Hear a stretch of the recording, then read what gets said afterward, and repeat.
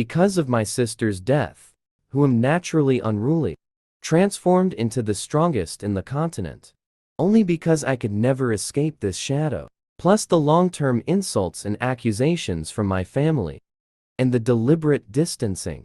I chose to run away from home, to live in hiding. I was indeed that hopeless madman, a stubborn young master with no power.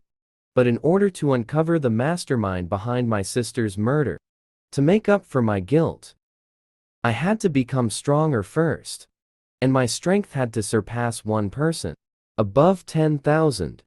And in the end, it truly happened as I wished. After 2.5 years of mercenary life, I have accumulated countless fame, honor, and wealth. The world calls me the king of mercenaries. But just when I was ready to return to my family, to make amends for past mistakes, my family, Perdium, was already in ruins, completely fallen. Fortunately, heaven showed mercy.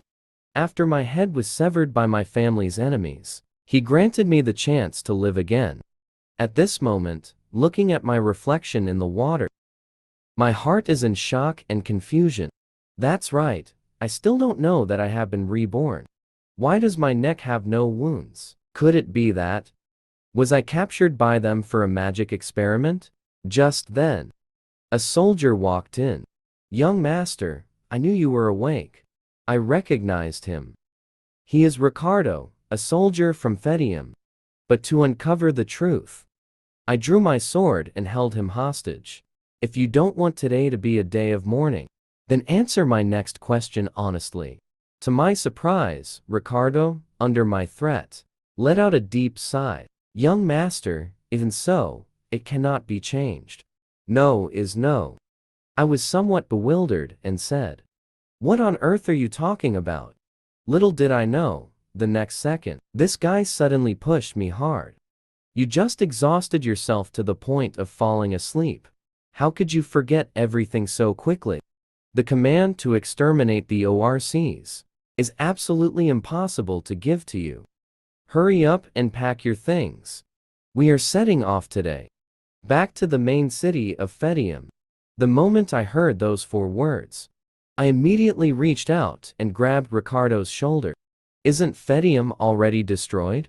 After this, Ricardo brought me to a cliff where we could see the main city. Then he quietly said, "Young master, even if you're poor, there's no need to curse your family for being destroyed, right? If the Lord hears this, you'll be whipped." I pinched my own cheek hard. This pain is indeed not a dream. So that means I have been reborn now. But it's still too early to be happy. That group threatening my family most likely started implementing their extermination plan some time ago. But for now, I still need to deal with what is about to happen, that Ricardo just mentioned. Regarding the command over the ORCs, how could I possibly forget this memory? At that time, in order to achieve merit, I ignored the warnings and followed the extermination team to this Beijing fortress. The intel said there would be 3 ORCs attacking, which sparked my desire to command the battle. After all, dealing with just 3 ORCs is not a problem at all. But the reality was quite different. There were not just 3 ORCs, but nearly 200 of them, a terrifying number. This directly led to the extermination team of Perdium suffering heavy losses. Fortunately, there is still some time before the ORC invasion. I have plenty of time to outshine your extermination plan. Little did I know, as soon as I finished speaking, a watchtower appeared right in front of me, smashed to pieces. At the same time, the patrolling soldiers sounded the alarm. The ORCs have appeared, but facing a massive ORC assault, the poorly equipped soldiers quickly fell. Suddenly, a voice from afar commanded all soldiers not to panic. Prepare the defensive formation. This person is the commander of the expedition team, Ghislain. But soon, he also realized something was wrong. This number is simply not something this expedition team can withstand. If we waste any more time, The entire army will be annihilated. And while Gao Ban was in a daze, an ORC suddenly ambushed from the rear side. Seeing this, I immediately charged forward. Then I pushed him behind me. As for Gao Ban, he witnessed everything in shock, facing an axe even larger than my own size. My upward slash directly cut both the ORC's weapon and arm in half. After defeating this ORC, I walked straight towards Galban and commanded him to give me command of the expedition team.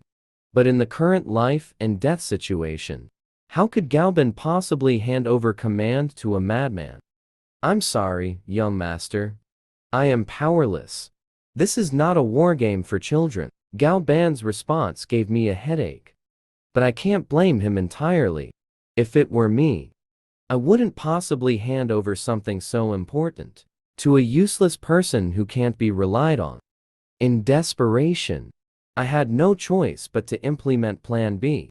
Just as Galban was preparing to confront the incoming ORC, I, standing behind him, took a step forward and directly snatched it. I flung the sword away, and Galban, nearly injured, grabbed my collar. He shouted angrily, "Young master, can you stop causing trouble?"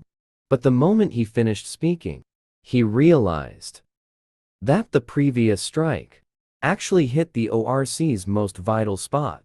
Then I asked Galban, "Do you know what the most basic thing in battle is? If even the momentum is worn down, then the final outcome of this battle, you must understand better than I do." Saying that, I no longer cared about command authority and rushed into the horde of beasts without hesitation. In the midst of flashing blades, I wielded my sword with ease. A small number of ORCs posed no threat to me at all. But this shocked Galban. For a full 2.5 years, he felt like he was dreaming right now. The useless young master, who couldn't even comprehend magic power, could now actually single-handedly fight against the brutal ORCs. This miraculous sword technique, this simple and agile movement, in Galban's eyes, I was simply like a master swordsman with rich combat experience, so strong. Meanwhile, facing the increasing number of ORCs, and with my stamina rapidly depleting, I could only learn from other comic protagonists and use verbal jabs to cope. I haven't even warmed up yet. To be honest, combat races are nothing special. And under my taunting verbal jabs, almost all the ORCs were all lured to one place by me. As for the rest, I can only rely on Galban's fortune. Fortunately, this guy didn't let me down. While all the soldiers thought I was simply running away, he saw through my battle plan. All the soldiers quickly formed a shield wall formation and rushed at full speed to support the young master. At this moment, even though I had been pushed to the edge of the cliff by the ORCs, seeing the scene behind me, I couldn't help but grin. Then I leaped down towards the bottom of the cliff. The rest is up to you. It's now or never. I saw Galban commanding everyone, "Push these damn ORCs off the cliff for me." In the end, the expedition team achieved victory with only a 10% casualty rate. But this is actually a redemption for the mistakes I made in my past life. At this moment, Galban noticed me below, propped against the cliff with my sword. He wanted to reach out and pull me up. But unfortunately, I was so exhausted that I couldn't even hold my sword. Suddenly, a voice appeared in my mind. "Brother, please take me with you." This was the voice of my sister, Elena. After that, I woke up from this dream. I fell to the bottom of the cliff and miraculously survived. But I had exhausted all my strength during the battle, causing my whole body to ache now. And even breathing is a bit difficult. At this moment, the person I once admired the most appeared. Her name is Belinda, the maid who has been with me since childhood, and also the teacher in my life. After the family was destroyed, the only thing I could find about her was just a tattered shoe. At this moment, Belinda was scolding me for my recklessness. But the next second I hugged her tightly. Belinda, it's so good to see you again. I'm really happy. What's there to be happy about? Young master, we see each other every day. Hearing this, I made a bold decision to tell her that I am a reborn person. When Belinda heard me say this, in the near future, Ferdinand will face a great crisis. Don't ask me how I know. Because I am a reborn person who has come back to life. Unfortunately, Belinda just doesn't believe me. Alright, young master has been reborn. But what I want to tell you is, the real crisis Ferdinand faces is you. Seeing that I was still chattering on, Belinda then gave me a 2.5 hour long lecture. After that, she asked if I wanted to attend the celebration in a week. Upon hearing this, my pupils instantly constricted. Belinda thought I had forgotten the most important thing, and teased that if Miss Elena found out, she would definitely be very angry. But that's not the case. Because the day of the celebration is the time when Elena encounters her fate. This memory has tormented me my whole life.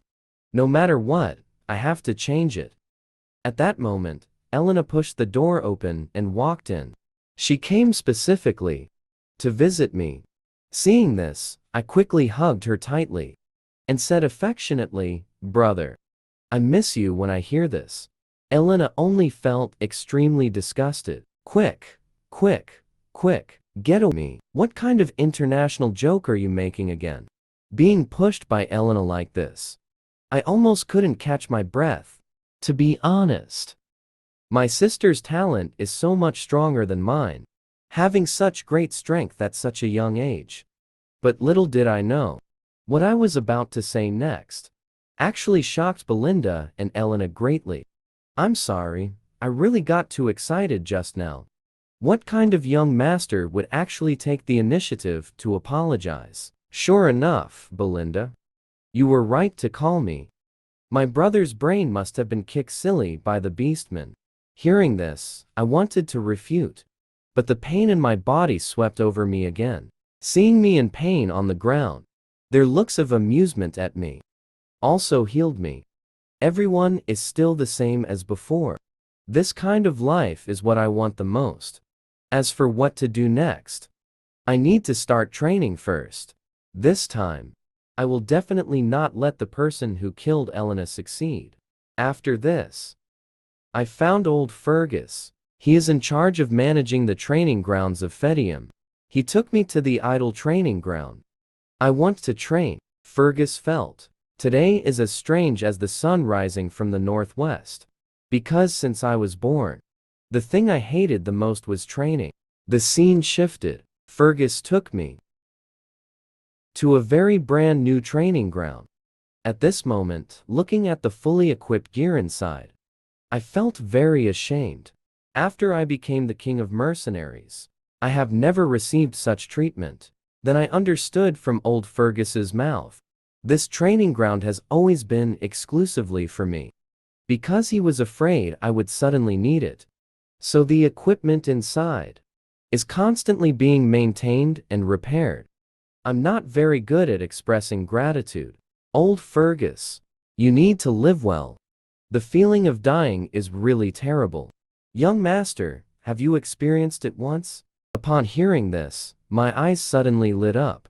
Finally met someone who knows the value. That's right, young master, am indeed resurrected from the dead. But the result is still the same as Belinda. Fergus doesn't believe it at all. But I don't care anymore. After calling old Fergus away, I am about to start my first cultivation. This is half a magic book that has been discarded in the toilet for 10,000 years. But the moment I saw it, I determined that this is the supreme treasure. Because in my previous life, I relied on it to reach the peak of the continent. The magic core within me directly broke through to an astonishing 5th level. And for humans to use magic power to enhance various physical attributes, one must feel and receive the magical particles present in the air and condense them into the first layer of the magic core. At this moment, sitting on the ground, I recalled the cultivation methods recorded in the books of my previous life. For someone like me, who has been through many battles, creating the first layer of the magic box is as easy as eating. And with the appearance of 3 magic boxes, I forcibly broke through myself, linking them to one piece. Although his success means that my first cultivation reached the 3rd layer of the magic box. Due to the overuse of my body, I also suffered backlash, with blood flowing from my 7 orifices. It seems this is my current limit. In my last life, I fought with all my might, and I only reached the 5th layer of the magic box. But that's okay. Anyway, the 3rd layer is enough for me too. Release explosive power in a short time. Moreover, that group of guys would never do anything to deal with a little girl, just wantonly sending out the top experts from the family. At this time, I suddenly summarized the reasons for my defeat in my previous life. Even if this cultivation method can make me temporarily become strong, the magic power consumed to maintain it will also increase rapidly. Fortunately, this new life, I have 2 major advantages: a young body and ample time. The obstacle of raising my magic power to its limit will no longer exist. In my last life, you chopped off my head. In this life, I will definitely make you pay one by one. Just wait and see. Only the scum that plays despicable tricks in the dark. And you, who destroyed me, Duke Del Pay of the Perdium family. Time quickly arrived at the evening of the celebration a week later. At this moment, I was fully armed, always ready. And when my sister Elena saw me, she showed a look of surprise. I didn't expect you actually had the leisure time to attend the celebration. In previous years, I couldn't even see your shadow. And I heard that a few days ago you were buried in training at the training ground. Is your head really not kicked in by that group of beastmen? To this, I expressed, I am the first heir of Perdium. Naturally, becoming stronger to protect the family is my duty. Elena was speechless. Clearly, I was super resistant to the idea of inheritance before. Sometimes I even wished I could get seriously ill, or die on the battlefield, to give the position of heir to them. What the heck? I fought hard to protect your life, and you actually want to curse me to inherit quickly. But seeing that Elena seemed to enjoy tonight's celebration, I decided not to continue to nitpick with her. After a week of investigation, I found that the main city and streets were just like usual. There were no abnormal phenomena. And even though I knew some information about the future, I couldn't rely on this to calculate unknown things. In other words, every move in this unknown game from now on has to be made by me. Then, under Elena's guidance, we tasted various delicacies along the celebration street. But due to the annual celebration, the preparations are mostly the same. Elena quickly grew tired of it. I really hope something innovative appears this year. In contrast, I was indifferent to this. I had been observing everything around me. Perhaps it was because I was too close to Elena.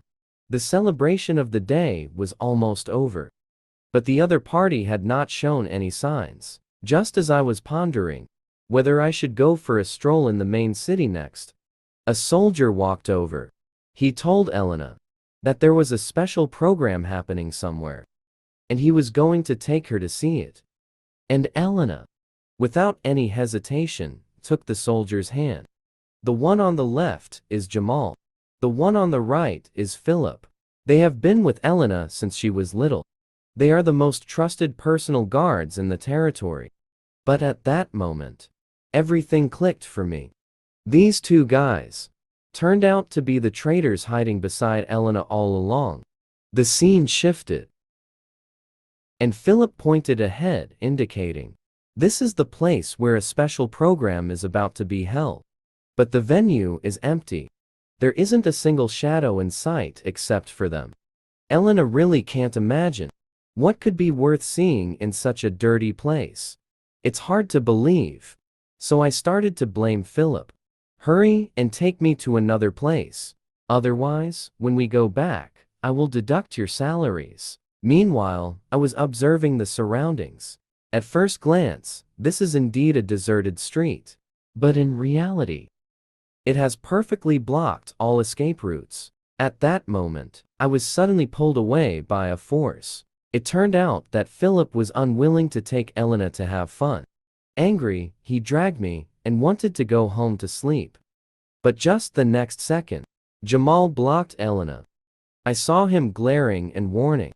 I told you to wait a moment. If you don't listen again, I'll take you apart right now. Into pieces. As soon as these words were spoken, Elena was so scared she trembled all over. What do you two want to do to us? I warn you. If we can't go back today, the people from our territory won't let you go. Philip also decided to stop pretending. Of course, it was a pretty good commission. You two just wait here obediently. Otherwise, don't blame me for being ruthless. After saying that, behind Philip, 3 tall men walked over. If I'm not mistaken, they are the clients behind these 2 traitors. Well done. Such high efficiency. Philip responded. Of course. Now that I've brought the person to you, please don't forget to take revenge for us, big brother. The man in the hat did not respond, because he saw a very familiar face. Isn't this the useless young master of Perdium? The commission didn't seem to mention that he should be brought along, right? Philip then explained. This fool came along by himself. Consider it an extra gift for you. As for the reward, it can remain the same. After Philip finished speaking, I coldly said, don't think that just because you sold us out, you too can leave here unscathed. Young master, you should worry about yourself first. The other party is not to be underestimated. Besides, I've long wanted to leave this poor Perdium. Being poor is one thing, but having to fight ORCs at the border every day. I'm tired of this life. Who would have thought that just as Philip finished speaking, I drew my sword from my waist. And with just one move, I took him down instantly. Jamal, seeing this, was stunned. His mouth trembled so much he couldn't even speak. This is the consequence of your betrayal of the territory. Next, it's your turn. Jamal, upon hearing this, quickly embraced Elena, trying to use her as leverage. However, before he could even draw his sword, my sword had already struck him right on the crown. It seems Jamal won't be able to close his eyes now, because he would never have imagined, even in death, that a useless fool who only knows how to play all day would actually use magic to kill himself today. At this moment, I noticed Elena's emotions were becoming increasingly unstable. So, in order not to hinder my next actions, I decided to knock her out first. 3 people, right? It seems I can't delay for too long. Upon seeing my sister being kidnapped, in that critical moment, I struck his neck with the palm, because I was about to face 3 formidable enemies. So, in order not to hinder my upcoming battle plan, I had to put him to sleep for a while, just in time. It would also prevent him from witnessing a more bloody scene. Meanwhile, the man in the hat was astonished after seeing me take down 2 soldiers in an instant. He was greatly surprised. Basically, everyone on the continent knows that the young master of Perdium can't even wield a sword properly, let alone use magic. It seems, young Master Dai, you have been hiding your strength all along. I did not respond, but instead pulled out the sword embedded in the soldier's crown. Although there are 3 people, the magic power of the 2 on the left and right is minimal. Only the guy in the hat might be a bit difficult to deal with. It seems I can't delay for too long. However, I still want to know, who exactly instructed you to kill my sister? The man in the hat looked completely unresponsive. I only know that this is unnecessary for someone about to die. Since that's the case, I'll first beat you into submission and then ask. Suddenly, the 2 lackeys beside the man in the hat drew their swords and charged at me. Capture him alive. Let the young master experience the feeling of being tortured yet unable to die. Seeing this, I remained completely calm. I took out a small bomb from my bag and threw it. Then, seizing the moment of the explosion, I swiftly dodged and instantly took down one of them. The other, seeing my exposed weakness after the attack, without saying a word, slashed at my side. Little did he know, I had already seen through his attack method. A simple block, perfectly defended against it. Immediately, I pinched the opponent's sword with my right hand and yanked it hard, taking his weapon away. Without a weapon, he was nothing but like a lamb waiting to be slaughtered. I easily took down another enemy. But just at that moment, I sensed a wave of killing intent coming from behind me. The man in the hat thought his sneak attack was about to succeed. But little did he know, who have been through many battles, am extremely sensitive to the smell of killing intent. His despicable methods could hardly harm me at all. This left the man in the hat quite baffled. He couldn't imagine that the strange sword-holding posture could actually block his attack. The only possibility is that this guy is still hiding his strength, taking advantage of the moment when the man in the hat was stunned. I quickly spun around 180 degrees, preparing to attack his lower body. Even if he reacted early and jumped up, my dual sword attack method, but it's ever-changing. A strike upward successfully landed on the hat man's neck, but I never expected to hit a vital area. The hat man, surprisingly, still had the strength to counterattack. Fortunately, I quickly adjusted my position, barely managing to block it. At this moment, I saw the wound on the hat man's neck. The magical power was quite dense, so I understood why that blow didn't take his head off. I didn't expect he would have such a defensive method, gathering magical power in a certain part of his body to reduce the damage taken. As for the hat man, even though he felt my sword technique was quite strange, under the crushing force of absolute strength, no matter how he struggled, it was futile. Prepare to die, you little brat. With your magical power, it's absolutely impossible for you to win against me. And at this moment, the situation was indeed as the hat man said it would be. I was in a passive phase, but he would never expect that. What I was doing was to test just how strong he really was. You're not that strong, old man. After saying that, I used the two swords in my hands to prop myself up and stabilize my stance. Then I began to gather strength in my left foot and immediately charged straight at this guy's face. A heavy strike, seeing the hat man adjust himself in no time. I thought, this kick still wouldn't be able to inflict any real damage on him. Little did I know, just as he was about to show off, a wave of dizziness suddenly hit him from his head. He was spitting out tomato juice in large mouthfuls. At this moment, looking at his body, trembling uncontrollably, the hat man couldn't believe it. Clearly, just a moment ago, I couldn't break through his defense with my sword. And now, he was actually kicked to pieces. But having such a reaction is quite normal. How could someone, at the first layer of refinement, compete against me at the third layer of refinement? Die, you damned old man. As the words fell, I lunged forward with the twin swords in my hands. Under my powerful slash, the hat man's block seemed so careless. Finally, his hand was shaking uncontrollably, and the sword in his hand had developed a large crack. It was about to shatter. And with my final charged strike, the hat man's sword shattered, and a huge gash was opened on his chest by my sword. But I still couldn't deal the final blow to him. He still hadn't answered the question I asked earlier. So, just in case, I decided to destroy this guy's magic box. At this moment, I punched him in the neck and asked, I'll ask again. Who exactly instructed you to come and kill my sister? Suddenly, a hidden weapon shot out from the hat man's sleeve, and its target was Elena, who was lying on the ground. But I wouldn't let him succeed so easily. I wouldn't let him have his way. My magic power can be drawn out for use.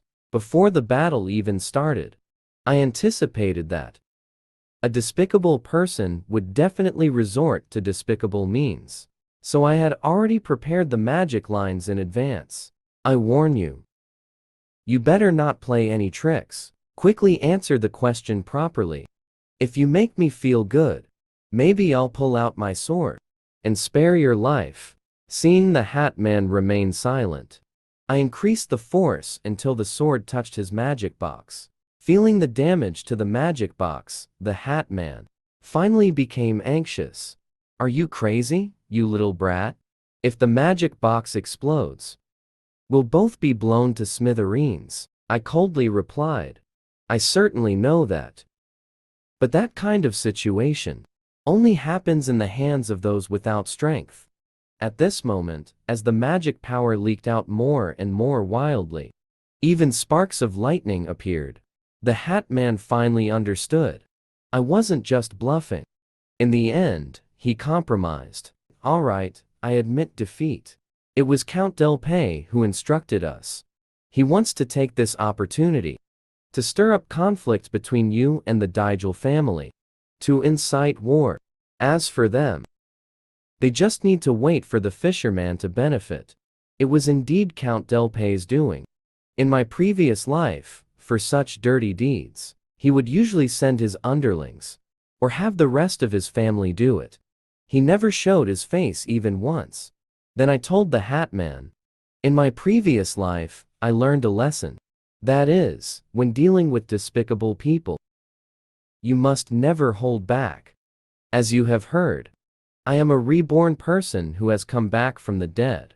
After saying that, I didn't give the Hat Man a chance to catch his breath, and suddenly destroyed his magic box with force. But at that moment, the Hat Man actually wanted to resist with his still moving head.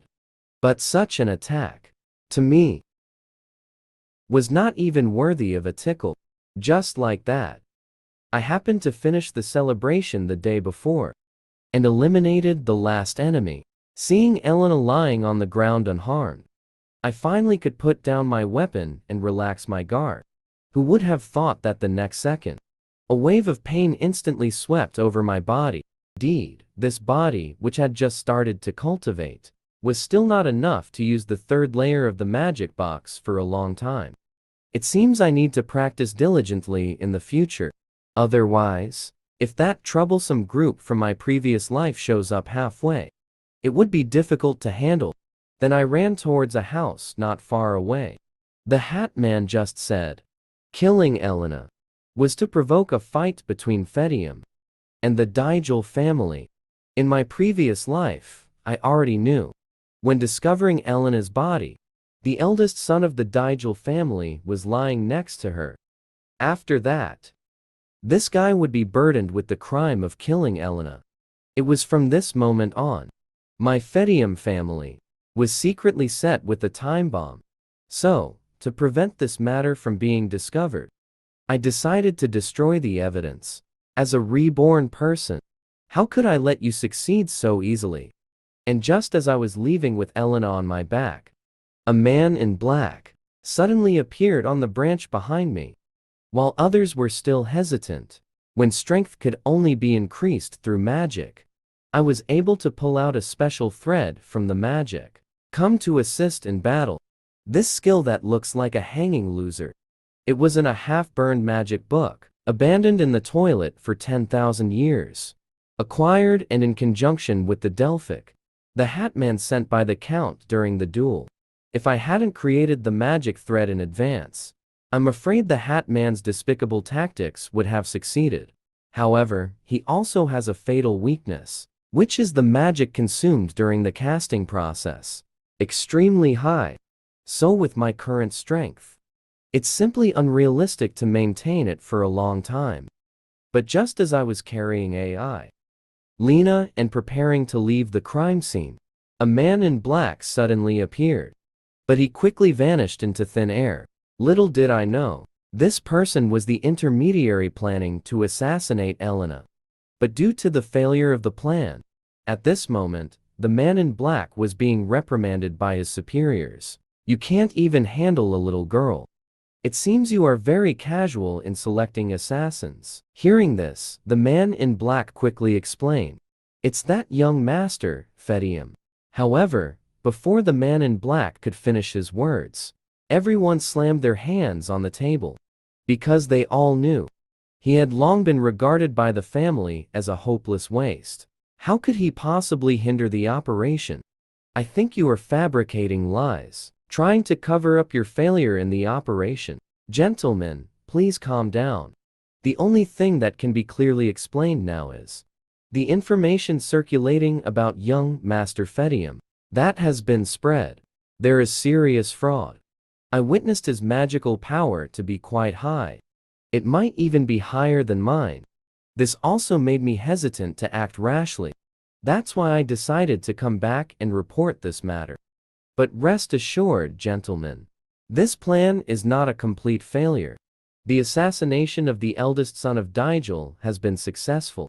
So please give me another chance to make up for it.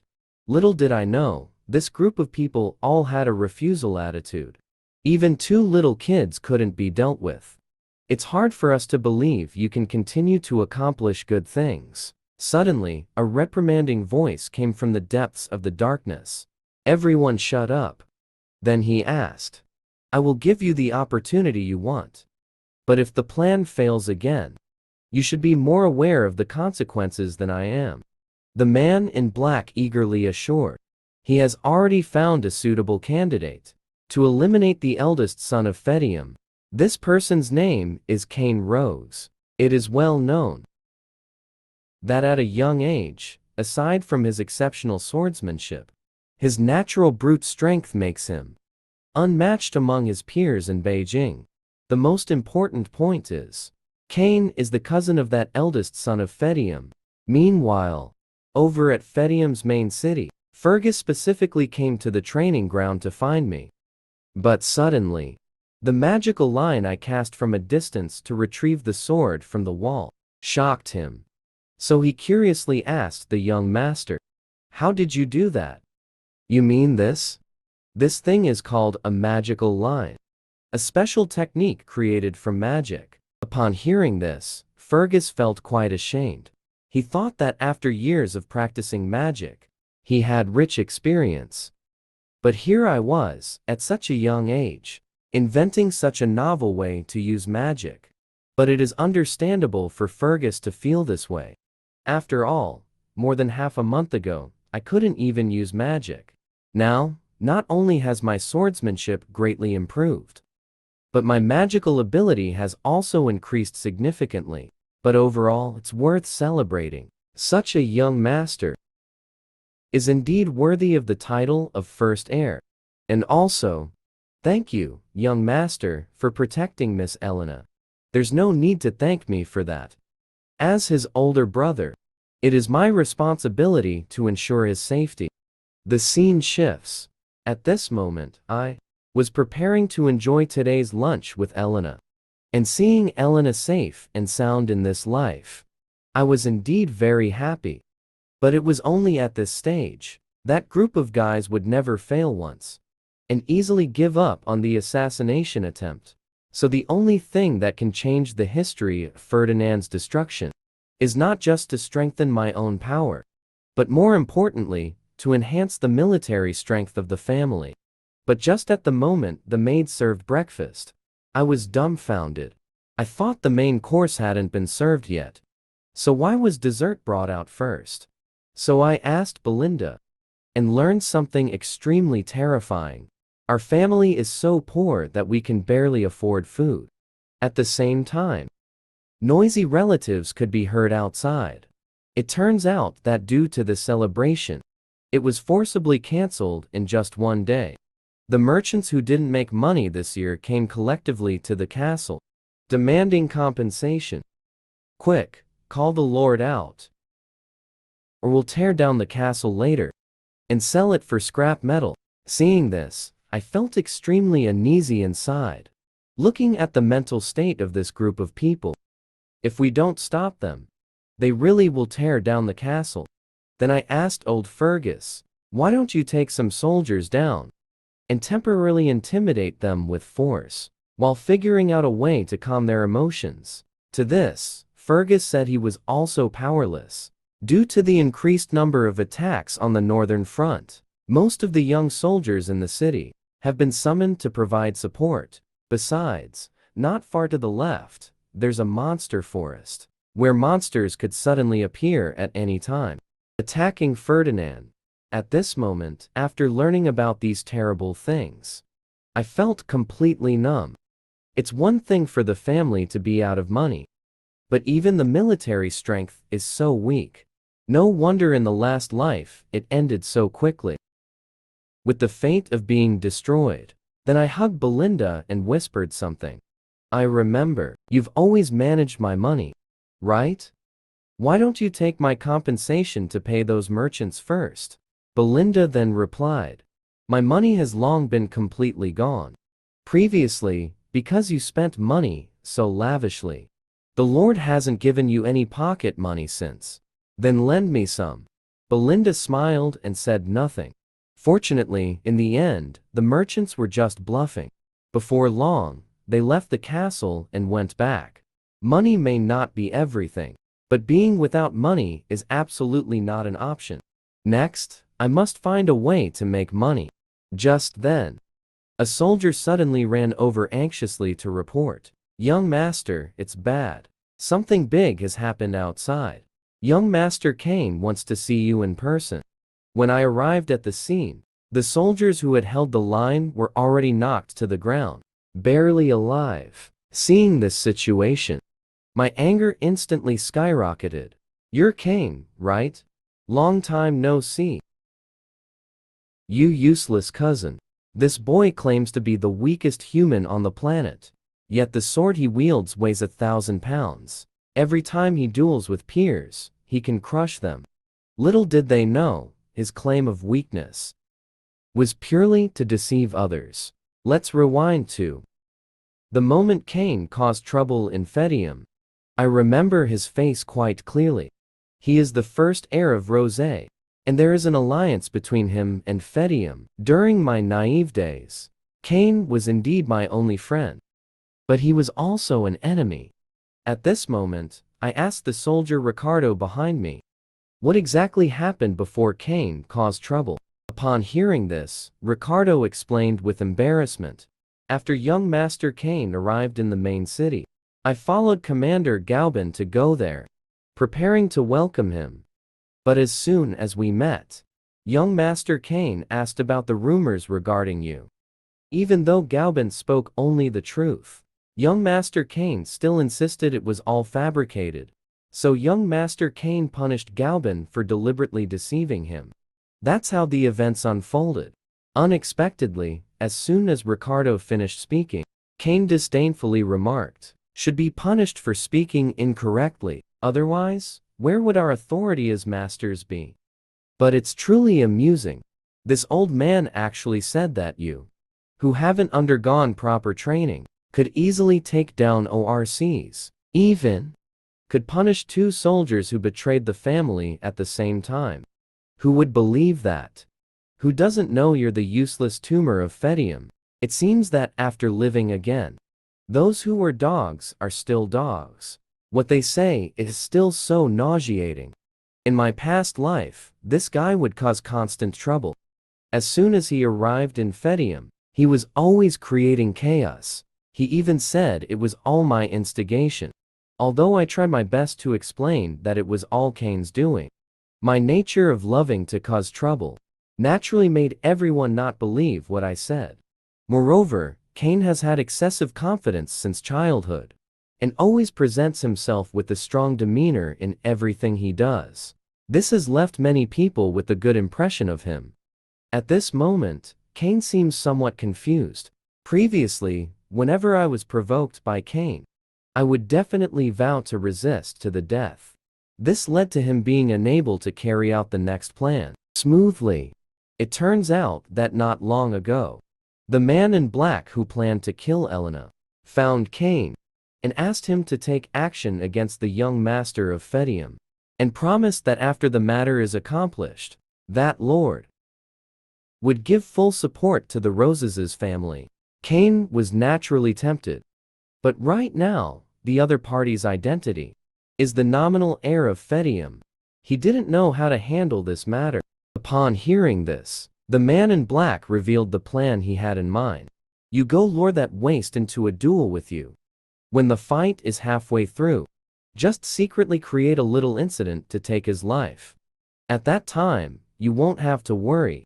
I will disguise myself as a knight and accompany you. I will make timely adjustments for you in case of any emergencies. Such a valuable opportunity is rare. Cain was in a state of worry for a while during this phase, but for the sake of his family's strength, he ultimately agreed without hesitation. It seems this waste has indeed changed quite a bit. His level of patience has truly opened my eyes. I need to think of a way to provoke him, since I'm already here. As the young master of the family, shouldn't you treat me well? The celebration was just interrupted to liven up the atmosphere again. Of course, we need to have some fun, add some color to it. Haven't we always gotten along well in this regard? Hearing his words, I thought of some previous events. Cain. This guy always orders drinks and women when he comes. At that time, I was afraid of being beaten, so I always followed his orders. But it was also because of him that my pocket money was completely spent. Speaking of money, this is what I lack the most right now. Just in time for Cain to come today. Let's settle the previous debts properly. Seeing that I was slow to act, Cain became impatient. Hurry up and go prepare for me. Otherwise, before he could finish his sentence, I interrupted him. I think the one who should be preparing is you, right? The money you spent in Perdium before was all my money. Calculating the principal and interest, it's a total of 1,000 gold coins. Upon hearing this, Cain said, all of this was voluntarily done by you to get close to me. If you don't know what a friendship fee is, then go back to your mother's womb and be remade. Do you think you deserve to use the word friend? You treated me like a fool before. I warn you, before I beat you up, you better return the money you owe me without fail. At this moment, Cain's expression suddenly darkened, and Ricardo, seeing this, instantly realized I had said something wrong. I might have really provoked Cain. Suddenly, Cain stood up. Don't think that just because your knight told a few lies, you really believe you've become capable. A waste is still a waste. In the face of my strength, you are just a big lump. And just as Cain finished speaking, he immediately swung his fist, as big as a sandbag, at me. On the other hand, I was not the least bit flustered. With his attack only 0.01 centimeters away from me, I easily sidestepped and avoided it. Seeing this, Cain thought I was just lucky. He then swung his fist again, coming at me from the side. Little did he know, I had already predicted him. I anticipated his prediction and dodged in advance, squatting down for a strike. A strong and powerful uppercut directly hit Cain's ribs, but that was far from enough. Immediately after that, my fist charged straight towards his face, but unexpectedly, it was blocked by Cain's hand. However, strangely enough, this guy's expression was still smiling. Yet the next second, he was screaming in pain on the ground.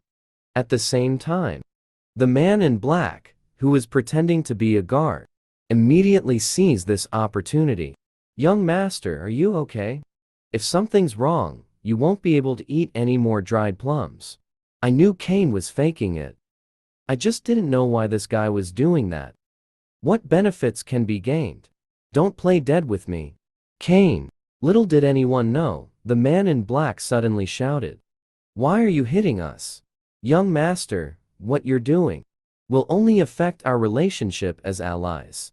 But what he said was not actually directed at me. It was meant to attract the attention of passersby, so that these people would all agree that I was bullying Cain. But at this point, I had already guessed Cain's intentions. If that's the case, I won't hold back.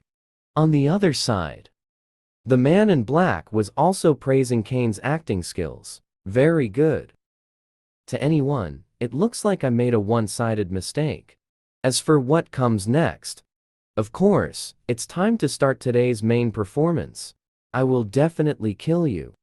A heavenly opportunity to let the Roses family regroup. I absolutely cannot miss it. Then Kane took out a blue glove, preparing to throw it at me, challenging to a duel. But I stepped in first. Ghislain, formally challenge Kane of the Roses family to a duel. Insulting me is one thing, but to recklessly cause trouble in my territory, Perdium, and even injure me. The City Knights, I will settle the score with you today. Kane found it extremely ridiculous after hearing this. I know you're stupid, but I didn't expect you to be stupid enough to give yourself a chance to go to the grave. I accept your challenge, but if you want to regret it, you'll have to wait until you reach hell. Facing Kane's pressure, I didn't flinch at all. Instead, I instructed Ricardo to let him take. Today, those merchants who came to the main city to demand compensation found me. And I told the merchants, there's a project here that can make them a lot of money. I merely used the simplest sword draw technique, yet it shocked everyone present, because they all placed their bets on Kane, who was kneeling on the ground. Little did they know, the actions I would take next would make them arrogant again. They mocked me, saying I could never win this duel. Time rewinds to the moment Kane accepted my challenge. I instructed Ricardo to call all the merchants who came to demand compensation today. Tell them there's big money to be made here. As Kane and I stepped onto the stage, the surrounding area was instantly filled with spectators coming to watch the excitement. This, naturally, would also boost the income of the stalls, because those who came to join the fun all knew that eating while watching is even better. In addition, this duel also added a betting element. Kane's odds were 0.1, while mine were 10. But unsurprisingly, those placing bets knew Kane was very strong, so they would bet everything they had on him to win. At this moment, Kane disdainfully said that they actually turned such a sacred duel into a gambling match. But it doesn't matter. I'll tell you in advance, I won't accept your surrender halfway through, until I personally cripple you or even kill you. Hearing this, I told him to stop talking nonsense, since so many spectators have gathered. Let's get started quickly. But suddenly, the man in black shouted that this duel couldn't proceed, because no one present was willing to bet on me. But at the same time, he also gave a suggestion to either bet my life for himself, or to see if any fool on site was willing to bet on me. As a result, the scene fell silent. Clearly a winning situation. They wouldn't be foolish enough to voluntarily become that fool. Bane also joined in the mockery. It seems that you, the future heir of Perdium, are not doing so well. Even your own people don't support you. Just as he finished speaking, Gobin and Ricardo suddenly came over with a bag of money, appeared on the scene. I want to bet on our young master to win. Not only that, even Elena and Belinda came over specially. Is this money enough to allow the duel to proceed normally? If not, we can add more. That's enough. The person in charge of betting shouted repeatedly. As soon as the bell rang, the duel officially began. Then I told Kane, after all, I am your cousin, so I'll let you take the first shot. Bring it on. But you'd better not disappoint your supporters. Kane was amused by what I said. Then I, your younger brother, will respectfully obey. But if you want to win, you might as well go home and take a good nap first. After saying that, Kane immediately launched himself forward, leaping high into the air. Although his physique far exceeded that of his peers, his speed of movement was not slow at all. Fortunately, I reacted in time, raising my sword to block it. And Kane's strength was already greater than my body, so I absolutely cannot hold out against him for too long in a direct clash. Little did I know this guy could actually forcefully cancel the attack's recovery. His skin was so tough that even the sword blade couldn't hurt him. I saw him grip the sword in reverse and smash it towards me with the handle side. Although I still dodged it without injury, his offensive momentum had not diminished at all. A powerful kick came directly towards the top of my head. At this moment, seeing that I had no chance to counterattack, the audience was already prepared to collect money. Even Belinda felt that this match had to be stopped. She believed I absolutely couldn't win against Kane. You have to know that the reason Kane's strength far exceeds his peers is because his attacks are too vicious, to the point that opponents can only keep dodging and running away before finding a chance to counterattack. And Kane only needs to seize the opponent's escape gap, the emerging flaw, to defeat them in one move and secure victory. It seems your skills have improved quite a bit, you useless one. But it's only limited to your escape techniques. After saying that, Kane spun the sword in his hand. Then, he gripped the sword's body with both hands. This is his common technique to increase attack power. Following that, after I clashed with him in this move, the powerful momentum instantly sent me flying into the air. Kane, who was on the ground, was preparing to unleash a fatal strike. But just when everyone thought I was about to be defeated, I concentrated my magic on my feet, allowing me to stop in mid-air just in time. Immediately after that, I swung my sword from behind for a descending sword technique, directly catching the still charging Kane off guard. He was taken by surprise. Don't think that your sheer brute force can be called swordsmanship. You're just slightly stronger than average. But what I want to say is, your brain really isn't functioning at all. At this moment, Kane was provoked by my words. Without saying a word, he swung his great sword and charged forward. But now, he is full of flaws. Just as his attack was about to land, I immediately changed the trajectory of his attack with the kick. Then I leaped high.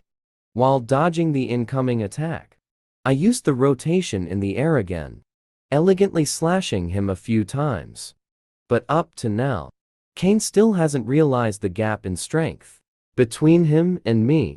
His attack speed in my eyes seemed to have slowed down, and after dodging his thrust, I stepped directly on Kane's sword blade, then executed a continuous slash, successfully leaving a wound on his neck. Kane looked at the cut skin, and he somewhat understood that I wasn't even using my full strength in battle.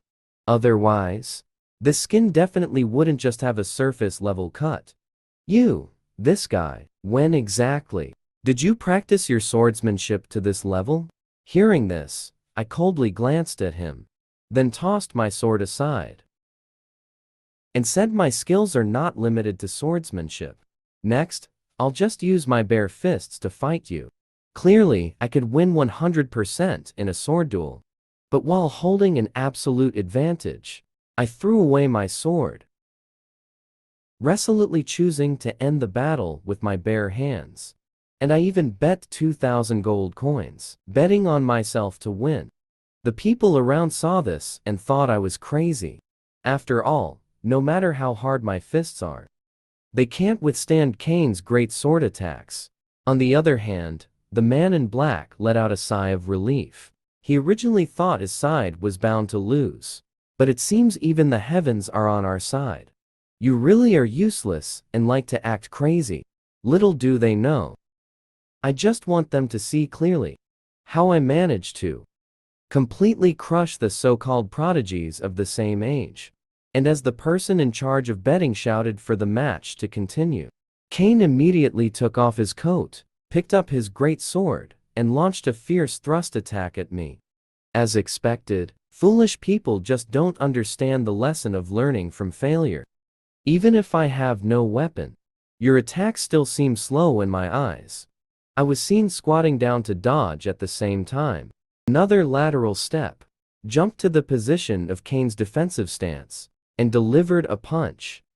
to let his right thigh experience the numbness package. Immediately after, I charged my fist downward and delivered a powerful dragon punch to his jawbone. Seeing him squatting on the ground for a full 10 seconds, I immediately started to mock him, telling him to get up. I haven't even warmed up yet. After I said that, Cain was so angry, he looked like he was about to explode. I saw him pick up his great sword again and charge mindlessly. And I dodged his thrust and slash in an instant, gripped his upper arm tightly with both hands, and suddenly exerted force with my forearm. I almost twisted Cain's right hand into a pretzel. But even after being beaten so badly, Cain's desire to win remains deeply rooted. After all, only by killing me would that great person take action to help the Roses' family return to the peak. But it's just a thought. In the face of absolute strength, Cain is left with nothing but to take a beating. Finally, after I delivered 49 punches, under the barrage of fists, Cain, now looking like a pig's head, finally had no strength left to resist. Then I grabbed his hair and scolded him that I truly feel sorry for his father. Clearly, his father wanted to rise to another level, based on the allies. But as his son, you are here to ruin Perdium. However, what I said also reminded Cain of memories from a few years ago. At that time, his father, in the family's decline, still had to forcefully help the soon-to-be extinct Perdium. Cain felt it was unnecessary to pour water into a bottomless pit. But what he got in return was his father's words. I am friends with Count Perdium. That's all there is to it. When Cain came back to his senses, what he was about to face was my full force strike aimed at his face. But in the end, I still held back. Getting to this point was enough. I also owe the Roses' family head a debt of gratitude. The education I needed to give you has been given. So get up now. I reached out my hand to Cain, who was kneeling on the ground. And realizing his mistake, Cain quickly lowered his head to ask for my forgiveness. In the end, I forgave him. But that doesn't mean this duel. The money lost can be wiped away. What needs to be given still has to be given. At the same time, my victory was recognized by the common people. But it is also their tragedy, because they all placed their bets on Cain. Just then, a man in black suddenly rushed onto the stage, angrily scolding Cain. Don't let a small setback defeat you. Don't forget the promises that Lord will fulfill. Hearing this, Cain expressed that he didn't want to continue. He would never engage in actions that harm the family. The matters of allied relations. Seeing the man in black rush onto the stage so anxiously, I squinted my eyes and said, with a smile, "Now, it's your turn to do what you need to do." The man in black seemed a bit lost. What is it that needs to be done? As a result, the next second, he was so scared he almost lost his mind. This person said he would host everyone on behalf of Cain. Feel free to eat and drink here. Order whatever you want, the man in black said, ordering me to immediately retract what I just said. I comforted him, saying not to be too agitated. This money will be deducted from the money lost in betting. But even if it's cut down and spent, I would still have to compensate at least a large box of gold coins. But if you dare not to compensate, you should be clear about what will happen next. Just like that, another person on the stage bowed their head in sadness. Time quickly came to the next morning. I received a full box of gold coins.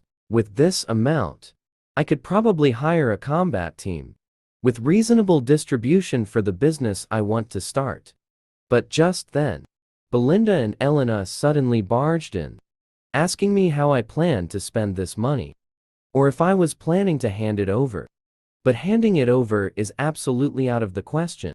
As for how to spend it, that is naturally my own business. This money was earned with my life. At this moment, Belinda told me another thing. In a few days, young master, you have to attend a birthday party. It's best to buy an expensive gift in advance. Otherwise, your fiancé will definitely be very angry. As soon as these words came out, I was instantly dumbfounded. What the heck? Where did I get a fiancé? A gift for the fiancé. Wildflowers by the roadside as a birthday gift. I want him to pay 10,000 gold coins, just because he has an unspeakable secret. And he is also one of the enemies who destroyed my family in my past life, who made a marriage pact with me in our youth. It was merely a ruse for him to join forces with that group, to swallow up Perdium. Time goes back to the moment I learned that I actually had a fiancé. This information that does not exist in my past life memories truly surprised me.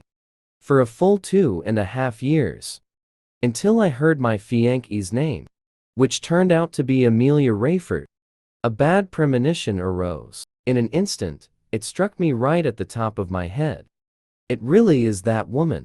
Hand in hand with Duke Delphi, she is the traitor who declared the downfall of Perdium. In the eyes of the people, Amelia is a gentle, understanding, noble lady.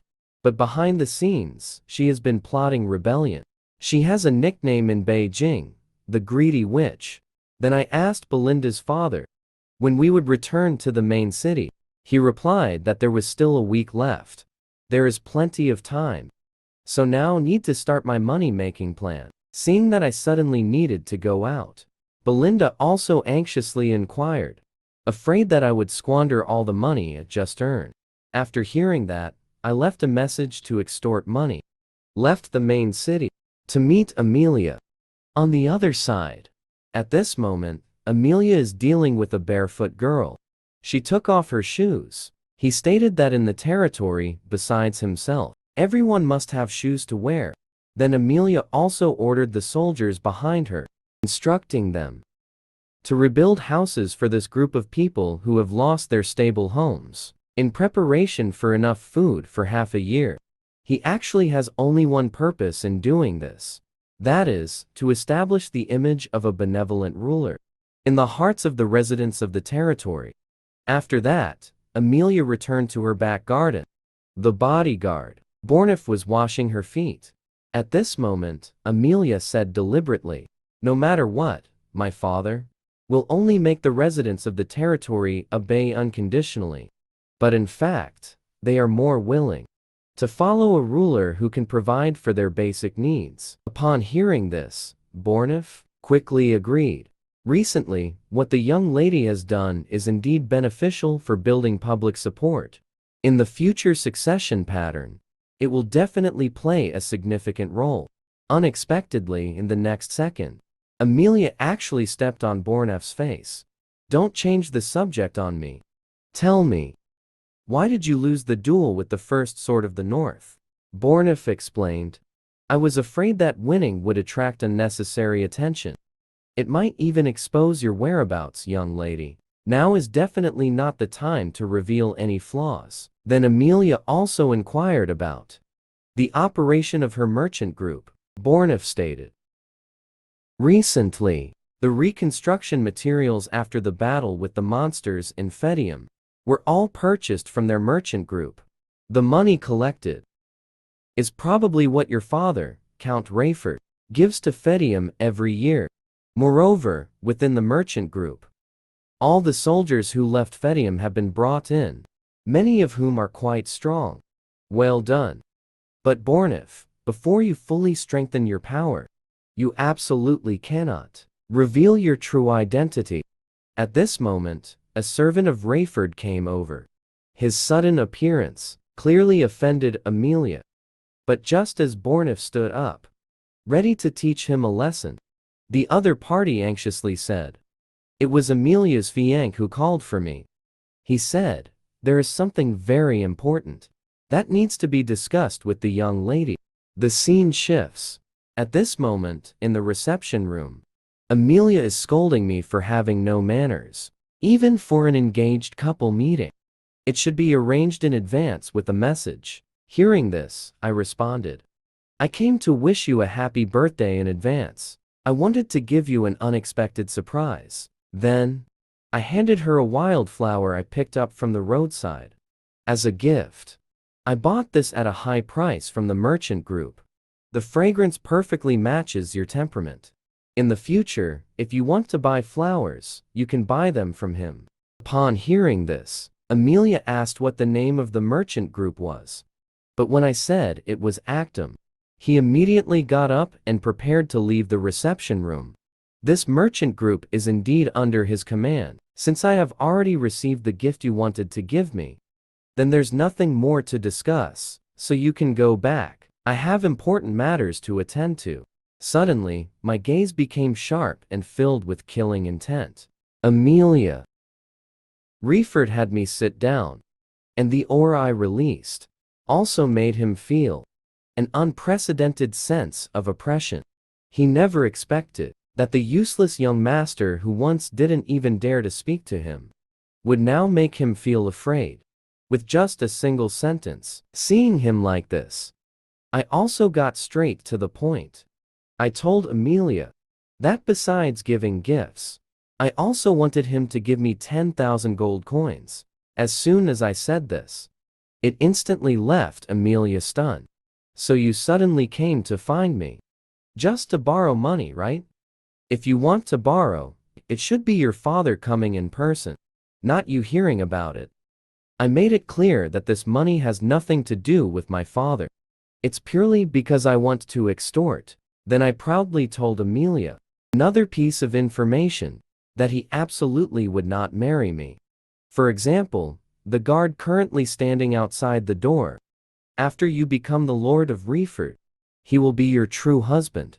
And also, in the fierce competition for the Reeford heir, if you secretly build up a force of your own after being exposed, what will the heirs really think? But I said it so boldly. Amelia still calmly responded to me. Even if it's a joke, you'd better not go around saying these things. Otherwise, after he finishes speaking, I will cut him off. So give me 10,000 gold coins. I'll help you keep these matters confidential. What if I don't give it to you? After saying this, Amelia immediately called for Bernard. I recognized this guy as a formidable opponent. In my past life, among all the swordsmen in Beijing, he was ranked in the top 5. However, his current strength hasn't reached that level yet. Amelia's intentions were very clear. She wanted to kill me. But I still advised them. If I die here today, then the territorial war between both sides will definitely break out. Can you bear the responsibility for that? Amelia waved her hand dismissively. Because your death today will only be regarded as my personal guard, killing a rogue who was bothering me. So Bonif immediately took out this trash for me. Obeying orders, he gave me 2.5 seconds. Listening to their conversation was quite refreshing for me. Since the path is one you chose for yourselves, don't blame me for being merciless. Just 3 ordinary empty suits of armor actually became my fiancé's secret weapon to kill me. However, at this moment, I was completely unaware. I saw that as I drew my sword, preparing to face Bonif. One of the armors behind me suddenly exploded. An assassin holding a long sword immediately rushed out from inside. Fortunately, reacted in time, flipping backward to dodge, and kicked the stool into the air, intercepting the opponent's sneak attack. Then, in the gap before he landed, I kicked him hard in the lower body. With tremendous force, I even kicked him straight out the window. And seeing my secret weapon being taken out in an instant, Bonif and Amelia were both shocked. For a full 2.5 years, I, on the other hand, just smiled, talking about their way of doing things. This move is really nice for entertaining guests, but do you really think that this would pose a threat to me? Then it would be better to go back to the womb and be remade. After saying that, I grabbed my sword and charged forward, preparing to take the initiative, catching them off guard. But even though Bonif hasn't reached his peak state yet, his strength should not be underestimated. Then I questioned Bonif as a knight. Do you really not understand a bit of the knight's way? In response, Bonhoff decisively replied, since you have threatened my master's life, as his personal guard, I naturally have justifiable reasons to execute you. Then he used his arm to firmly lock my weapon. Immediately swinging his sword, he intended to finish me off on the spot. But this was simply child's play for me. I used the rotation of my body to immediately break free from Bonhoff's restraint. Then using the inertia from the spin, I charged up and kicked him hard in the lower back. And this strike sent him flying a full 10 meters away. At this moment, Bonhoff finally realized something was wrong. The information he gathered was incorrect. Previously, he thought of me as a useless person who only bluffs. But the skills I displayed today were completely not something a novice could achieve. At this time, Amelia behind him sternly questioned, "Didn't you say it would be resolved in 3 seconds? Now, 2.5 minutes have passed.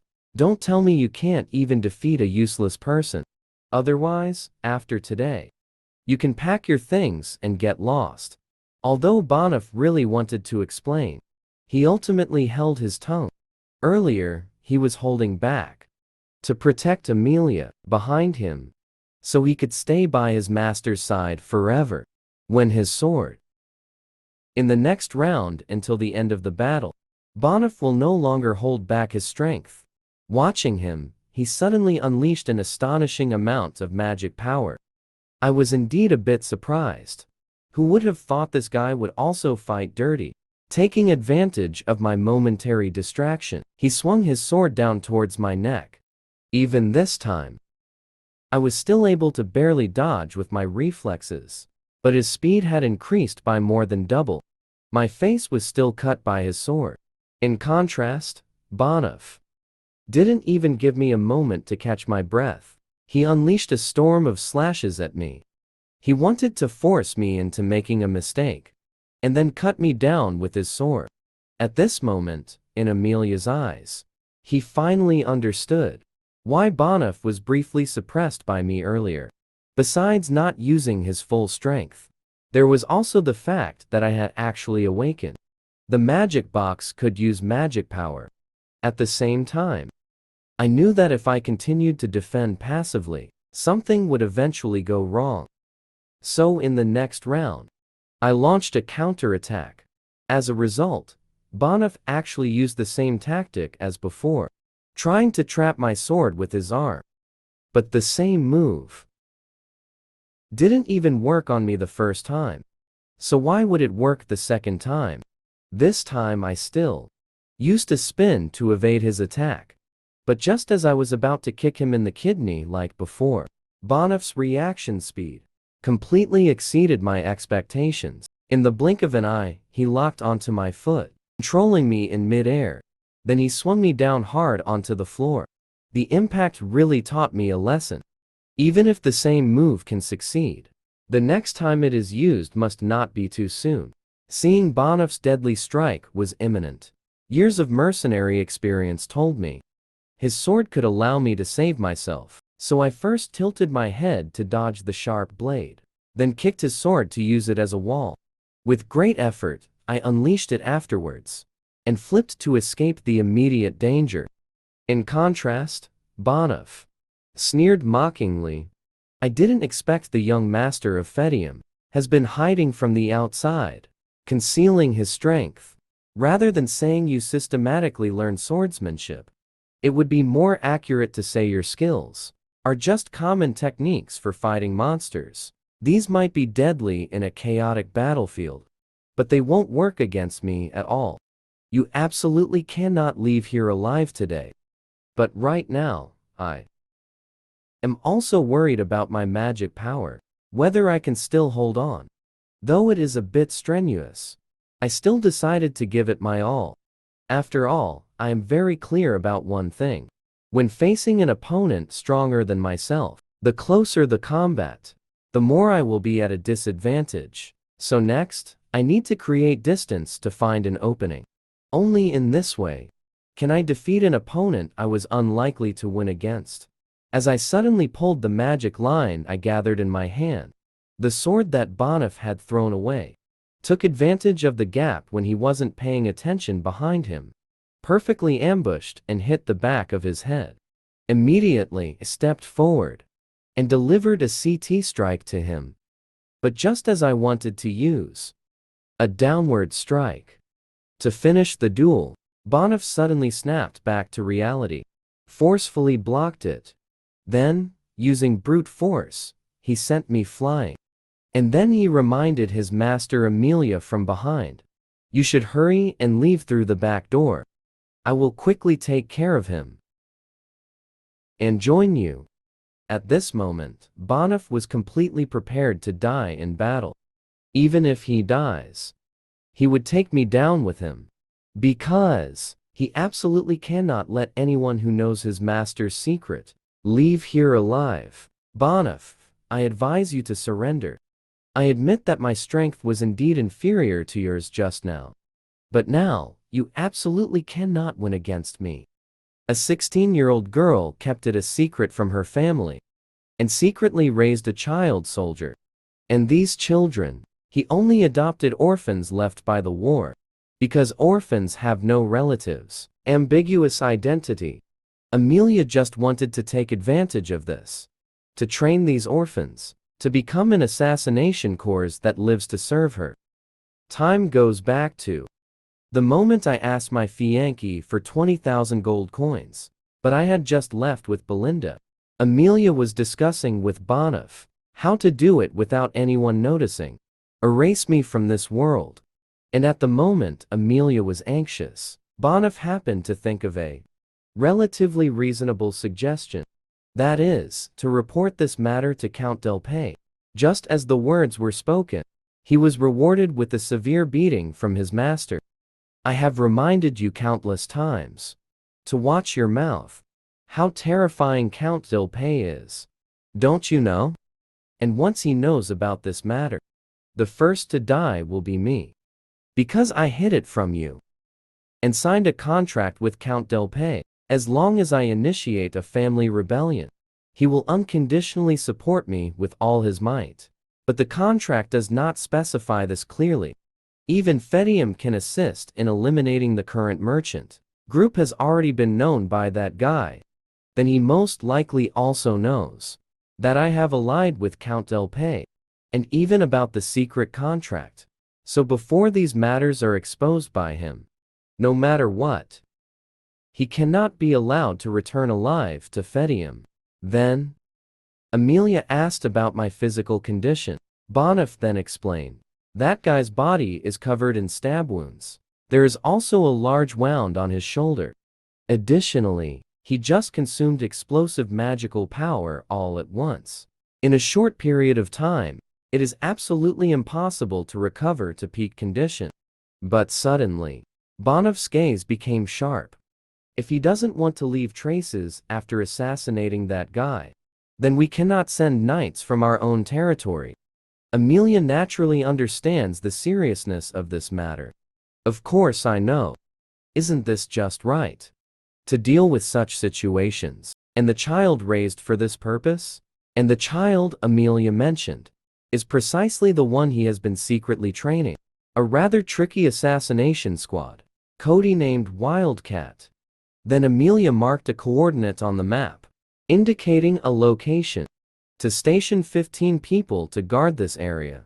Bonif, seeing this, instantly understood his intention. Because of the location marked on the map, it is their Rayford territory, the only way to Perdium. And due to the sparse population, the terrain is narrow. It is very suitable for them to silently eliminate the threat. I will definitely arrange this matter well. Please rest assured, my lord. It would be best not to make any mistakes again. Otherwise, I will not let you off easily. Meanwhile, in another carriage, I have already dealt with the relatively serious wounds. After this, I will take Amelia's 20,000 gold coins and the money earned earlier to fund the reconstruction of Perdium. Financially, unfortunately, it would be great if I could kill Amelia. But this cannot avoid the territorial war. I cannot ruin the upcoming plan because of a momentary, blind decision. However, not killing Amelia immediately has its benefits. Just relying on the merchant group alone can make his actions awkward. Moreover, I hold all the unknown information from his past life. Then I recalled the memories of my past life. The current development trend of the family should be that it is difficult to immediately contain the ORCs at the border. Father will soon choose to temporarily withdraw for a while. But just then, a wave of heat surged in my throat, and then a mouthful of old blood was instantly spat out of my mouth. Sure enough, forcibly opening the third layer of the magic box, I would still suffer its backlash. It seems I need to hurry and find a way to increase my magical power. Suddenly, my hand was pulled over by Belinda sitting across from me. Seeing this, I appeared somewhat confused. Is she helping me take my pulse? In contrast, Belinda had a serious expression, holding a silver needle. Young master, the magical energy in your meridians is quite chaotic right now. I'll help you with a simple treatment. Immediately, he began to pierce my palm with the silver needle. As a result, in the next second, I felt an even greater surge of heat than before. But this time, what I spat out was not blood, but a heavy wave of heat. At this moment, I could clearly feel the flow of magical energy within me was quite smooth. However, because of this, it also made me question Belinda's true identity. Who exactly are you? With your level of strength, how could you possibly stay in a rural territory like Fedaham as a maid? But Belinda was arranged by my mother to be by my side, so I can rest assured about her character. Now know that her strength should not be underestimated. That also brings benefits to the territory. Place. After all, the more strong allies I have by my side, the better. The appearance of those guys is just the beginning. At this moment, Belinda said to me, although I trust you, young master, no matter what I do, I will unconditionally assist you. But now, you must tell me why you need to ask Miss Amelia for so much money. Hearing this, I casually responded, of course, it's because there are too many places in the territory that need money. The only person I know who is wealthy is that young lady. That's all. But unexpectedly, my words, directly scaring Belinda and old Fergus, made me break out in a cold sweat. Then he immediately started cursing at me. You got your engagement cancelled and caused such a big commotion. Is the reason just because of this? If Earl Rayford finds out, it will definitely affect our relationship with the Perdium family.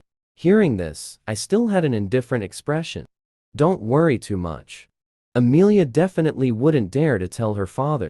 Just unconditionally trust me for now. My predictions cannot be wrong. Belinda was somewhat at a loss for words. Then at least you have to tell me.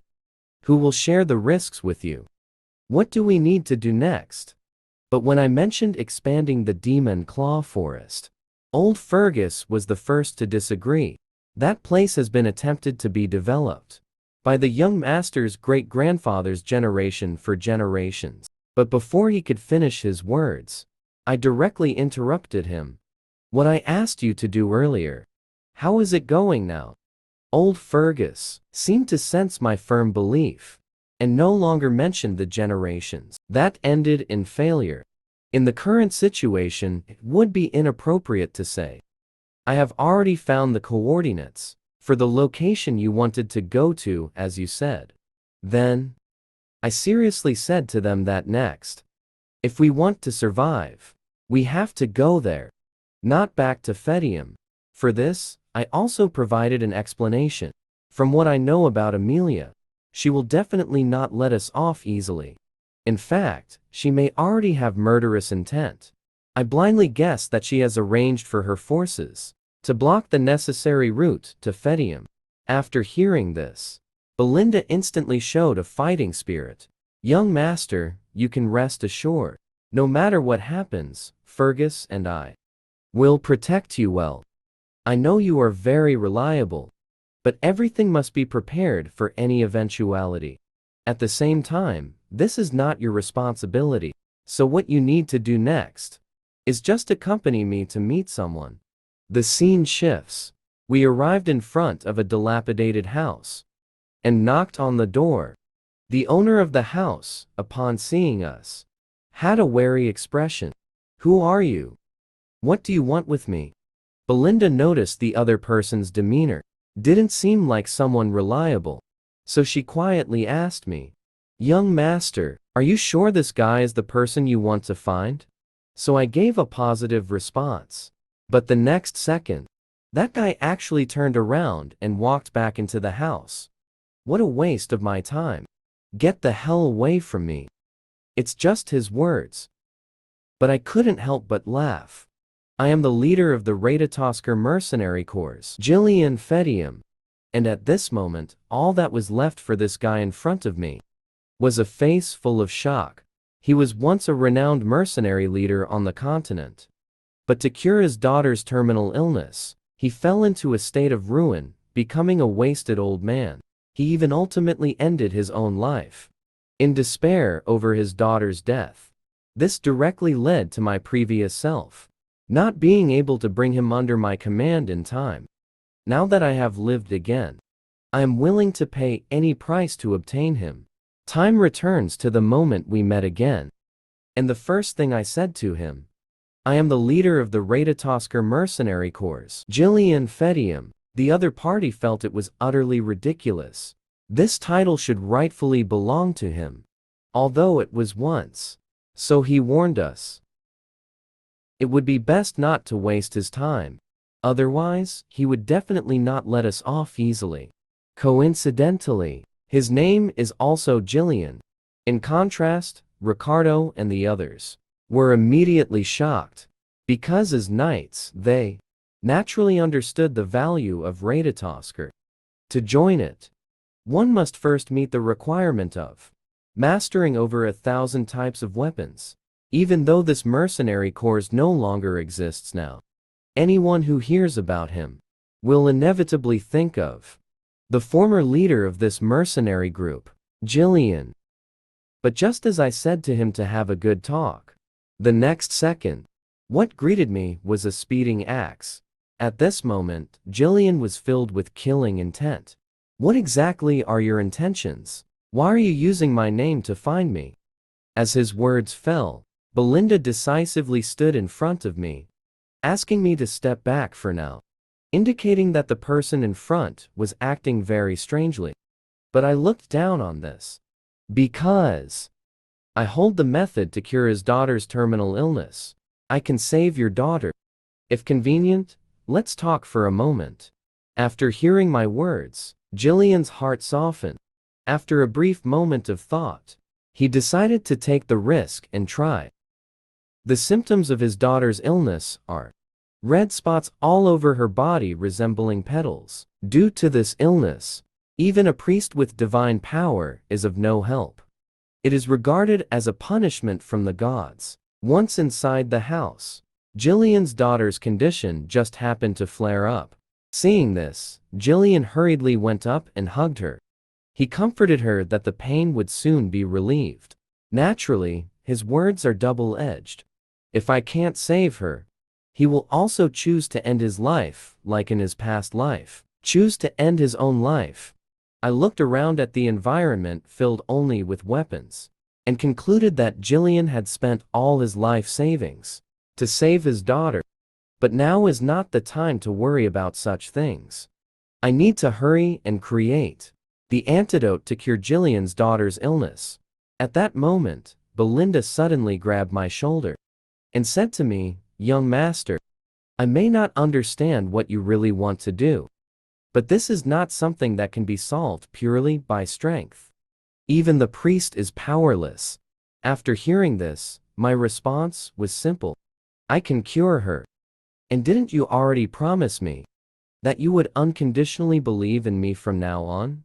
Then I handed Belinda a note, instruct her to quickly buy according to what is written above, without missing anything. At this moment, seeing the content above, Belinda felt extremely shocked, because she really didn't expect that her young master had grown to this extent. The scene shifts. Soon, I received the medicinal materials that Belinda bought for me. Aside from the expensive price, the method to create the specific antidote is quite simple. You just need to chop this purple primrose, then put it into a bottle, pour in a type of distilled liquor, and finally, shake it vigorously. Let it sit for 2.5 minutes to complete. I put a single dose into another bottle and handed it to Ghislain, telling him it was an oral medication. Upon hearing this, Ghislain unhesitatingly fed it to his daughter. Immediately at the moment the medicine took effect, the red spots on his daughter's body were fading at an extremely fast speed. At this moment, Ghislain's pupils constricted. He really couldn't believe that what I said was true. After confirming multiple times that it wasn't a dream, Ghislain suddenly turned around to ask me how I did it. He stated that he had searched for all the priests he could find. Unfortunately, all ended in failure. I calmly explained, because the divine power of the priests is not omnipotent. Its function, primarily, is to enhance the body's vitality and regenerative ability, to overcome the diseases in the body. This is fundamentally different from eradicating the pathogens. There is definitely a huge difference. As I spoke, Ghislain could no longer suppress the pain he had accumulated for over 10 years. So can my daughter really be cured? Of course, the medicine I made for you is about a 2.5-month supply. After that, take it once a day at a fixed time. And just at that moment, Ghislain immediately knelt on one knee, bowing to me in submission. I know you came to find me. You must want something from me. But now, all I have left is this old body. So even if you want me to be your slave, I wouldn't mind at all. Upon hearing this, I told him I didn't need any slaves. What I wanted was merely the assistance of the former leader Ratatosk. After hearing this, Ghislain finally understood the reason I used his name earlier. It turned out I wanted his involvement. So, without saying a word, he picked up an axe and trimmed his long hair. Seeing this scene, Belinda and the others found it unbelievable. Clearly, just a moment ago he was a disheveled old man.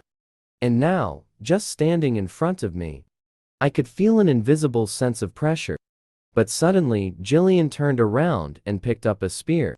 He asked, "Did you provoke someone you shouldn't have?" I gave him an affirmative answer. Indeed, that is the case. But from now on, the people I will provoke will be far more than just 1 or 2. As the words fell, Ghislain infused magic into the surface of the spear.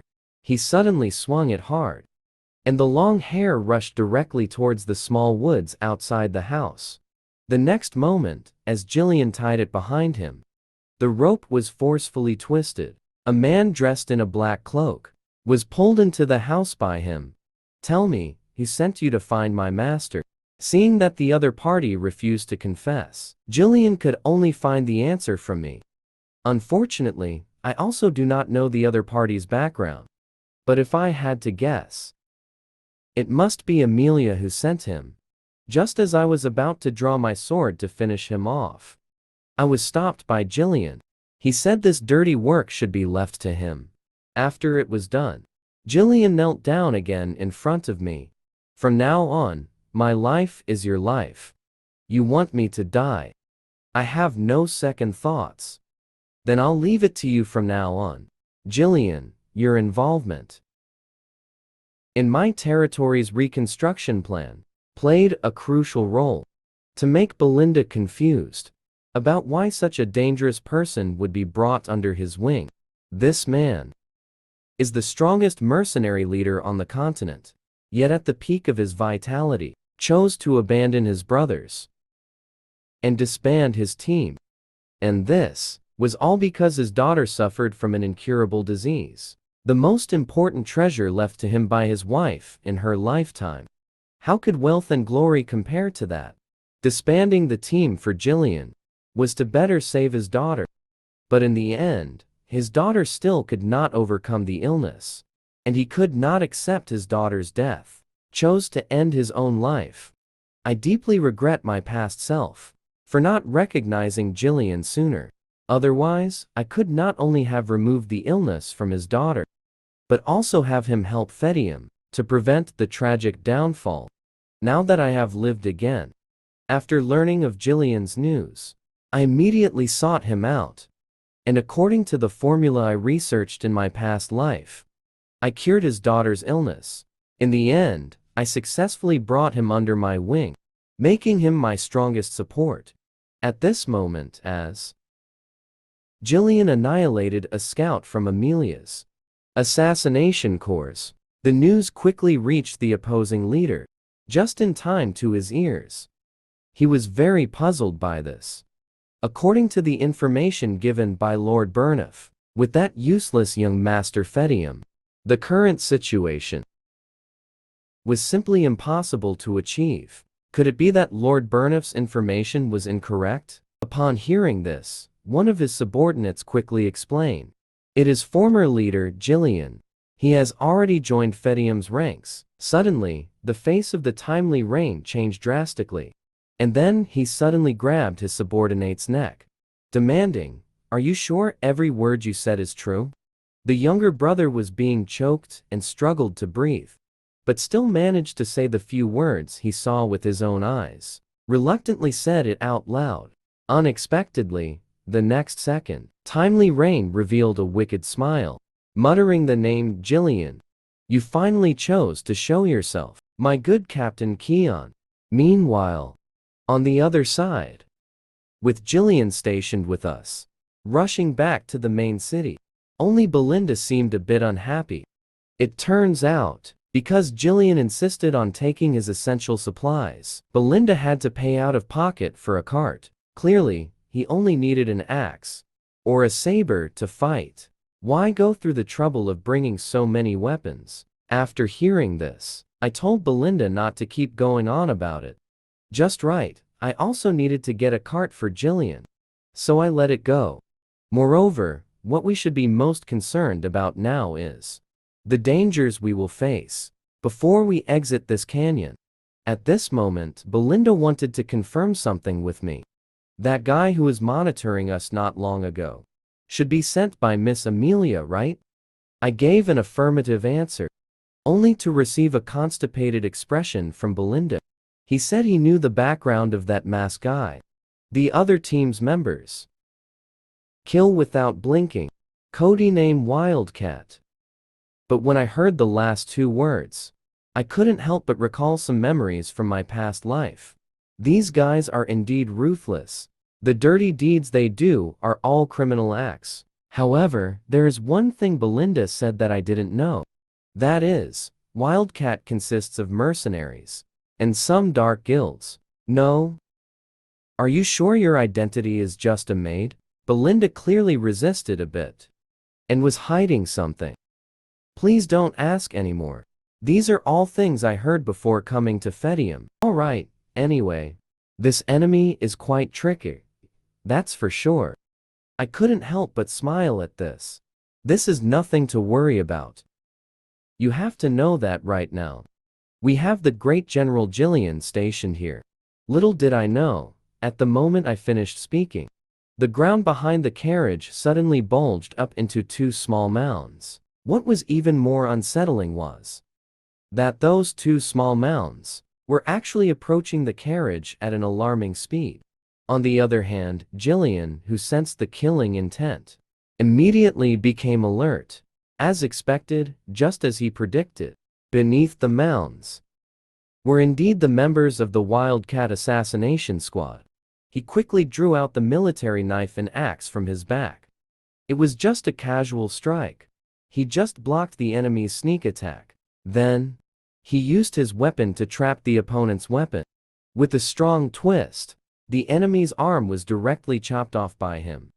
And after dealing with the attacker, little did I know that in the next second, above the top of the carriage, suddenly, a thick tree fell down, Fortunately, Ghislain was quick. He promptly pulled the reins to stop the carriage. Otherwise, he would either be crushed or severely injured. At the same time, on the side of the carriage, many members of the Wildcat Legion appeared. Their leader, Timely Rain, also personally arrived at the scene. I am the leader of the Returned Mercenary Corps. Long time no see. My former good brother. But should I feel sorry for you or feel sorry for you? For disbanding the team just for a daughter? Vanished without a trace. Because of you, I lived a life I didn't want to live. Timely Rain's words were naturally directed at Ghislain. But unexpectedly, Ghislain actually responded. I don't know what you're talking about. Timely Rain instantly became angry. Have you become so confused now? That you even forgot your former brother? Ghislain didn't want to respond. Because his current mission is to protect me. What personal grudges seem inappropriate to discuss now? Since you don't want to answer, then I'll use the method you used to like the most to settle this.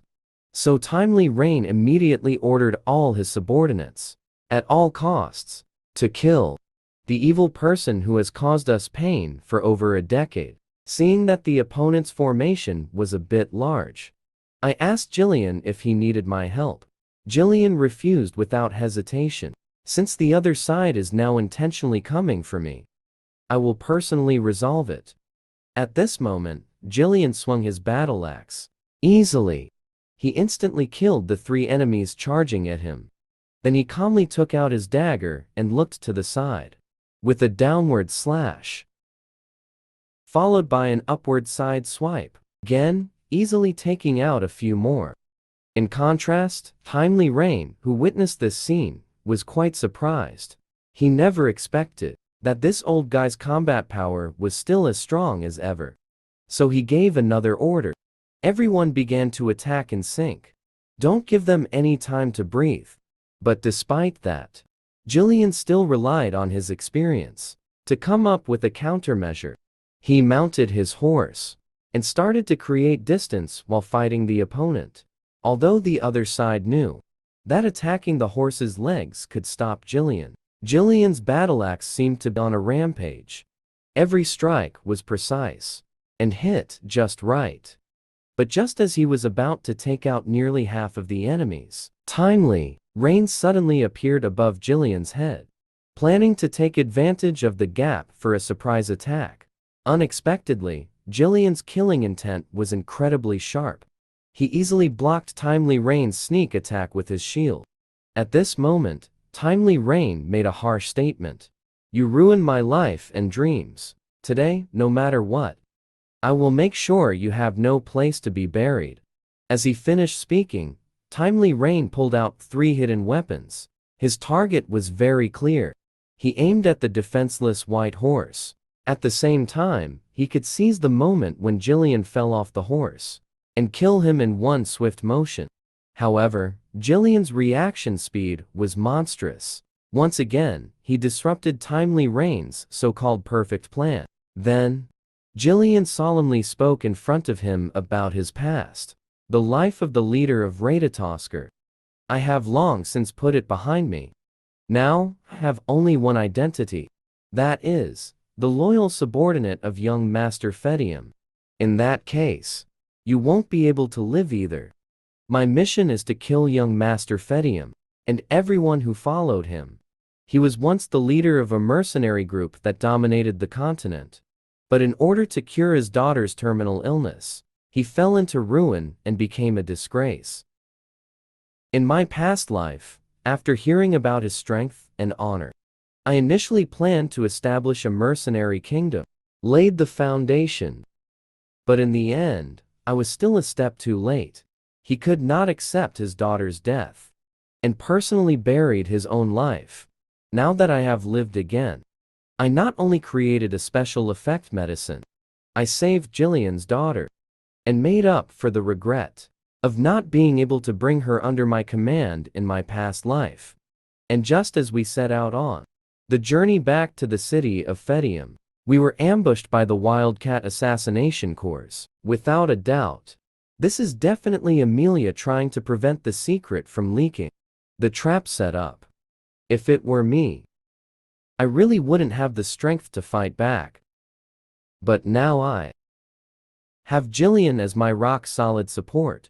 He effortlessly, instantly took care of a group of weaklings. Little did he know that the leader of the opposing side, Timely Rain, was actually Ghislain.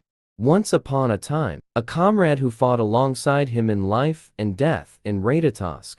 But the long-awaited reunion of brothers directly led to a situation where one side would surely die. Because ever since Ghislain decided to wash his hands of the mercenary life and went into hiding, Timely Rain began to harbor resentment. He blamed Ghislain for ruining his future goals on the path of a mercenary. Now, he doesn't have to kneel in humility at the feet of a woman to maintain a miserable life. In contrast, Ghislain, upon hearing these reasons, felt utterly speechless. He was busy guessing what Timely Rain was thinking at that moment. Practice makes perfect. But just then, as Timely Rain dodged Ghislain's deadly strike, he immediately took advantage of the attack's gap, executing a spinning kick. Its power was enough to smash Ghislain's shield to pieces, causing Ghislain to exclaim, "He really has become much stronger." At the same time, Timely Rain was still chattering on with complaints. "I am willing to give everything, to dedicate my life to Returned. And what about you? You abandoned Returned, transformed into a lackey of a soon-to-fall family." As he finished speaking, Timely Rain pulled out 3 hidden weapons and shot them towards Ghislain's direction. Can such tricks really work on a battle-hardened guy? That's right. He just wants to use this to create a feigned attack. Once Ghislain's focus is on blocking the hidden weapons, then he can take advantage of the opening, catch off guard. However, Ghislain's reaction remains as sharp as ever. The instinct of battle caused his body to instinctively evade the attack. As the duel between the two reached a fever pitch, Timely Rain suddenly revealed a strange smile. He felt that, no matter how strong his former boss was, that was all a long time ago. When Ghislain was worrying about his daughter's terminal illness, Timely Rain's strength had long since come incomparable. The current you definitely won't be my opponent. At this moment, Timely Rain, suddenly, he plunged the weapon into the ground. What Ghislain didn't expect next was that the opponent actually used a body spin to launch those 3 hidden weapons at him again. Due to the awkward position, Ghislain could only forcefully block them with his arm. In contrast, Timely Rain's tactics remained unchanged. For him, hidden weapons can serve as a feint and also have a certain probability of causing damage and negative effects, because the surface of the hidden weapons is coated with poison. But just when Timely Rain thought that the opponent's strength would be diminished, he didn't anticipate that Ghislain in the recent battle, but he hasn't even unleashed 50% of his strength. Now he is truly using 100% of his strength, and he has long gathered his magic power to resist the poison from invading his body. Then Ghislain solemnly questioned, "The reason you just mentioned, is that really your entire reason for wanting to kill me? If you are acting as a mercenary, this is simply cowardly behavior." After saying that, he swung his axe heavily towards Timely Rain's face. And looking at the gasping, Timely Rain on the ground, Ghislain continued, saying he didn't understand. "Clearly, long ago, you had so many opportunities to assassinate me. Why did you choose this particular operation?" Upon hearing this, Timely Rain responded, "I did indeed come looking for you long ago. But the former leader of Returned was not there. What I saw was just a dying old man who wasn't worth killing. At that time, I was thinking, how could a person's downfall happen so quickly?" His expression quickly turned to one of surprise. Because Ghislain actually didn't kill him immediately. Instead, he threw his weapon back to him. Then I will act according to your wishes. At this moment, I will fight you as the former captain of Returned to determine the victor. Bring it on, my former comrade. In an instant, Timely Rain lunged forward with a quick step. This feels like a real battle. I have waited for this moment for a very long time. But Timely Rain still had to accept the fact of the vast power gap. In the following battle, after just over a dozen exchanges, he was completely defeated again. Ghislain seized Timely Rain's weapon and suddenly stabbed it into his heart. Although Timely Rain still wanted to continue fighting, his body seemed to not allow it. I will remember you. The former captain of the 5th Squad of Returned. Then Ghislain raised his battle axe. This battle of brotherhood draws the curtain on the performance. Once the crisis is resolved, I will step down from the carriage. Well done. You truly are the man I chose. In contrast, Ghislain felt quite sorry about this. I shouldn't have dragged him on for so long. I should have. But before he could finish his words, I cut him off. I understand what you want to say. This might just be your fate. You don't need to feel upset or guilty. After hearing this, Ghislain looked up at the horizon. Actually, I still want to know what my old comrades are doing now. Before they met me, they must have been working hard for their own lives. Upon hearing this, I didn't say what I wanted to say. Because one day, the comrades who want to continue following Ghislain will all return to his side. 2.5 days quickly passed. We finally returned to Fetty. The demon from my past lost his home after becoming stronger. It feels really good to have a place to return to now. But just then, Ghislain suddenly asked, "So, is this our main city?" I gave a positive answer. But I also saw another thought in Ghislain's words. So I deliberately asked, "What is your first impression of Fetihim?" Ghislain stammered that it was pretty good. It was obvious that he was lying. I told him there was no need to hold back. Just speak boldly. Then please don't blame me for what I say next, Master. I know Fetihim has been at war with the northern barbarians. But today, after seeing it with my own eyes, I found it to be much worse than I imagined. I can naturally guess what he means. I assured him that everything will change soon. As for my next plan, of course, it is eliminate everything related to Count Del Pi, and to protect what was once taken for granted, and fight for it, as long as I can restore Fetihim's former glory. No matter the cost, I am willing to do so. And as our carriage arrived at the city gate, my expression was one of shock, for at that moment, right before my eyes, this ore is the Rolls-Royce of the magical realm, because it can not only be made into various magical items, but even alchemy and other magical experiments require its existence to proceed further. And in my reborn state, I hold the key to where he sells it, which is in the area near the entrance of the Demon Claw Forest that I am about to explore.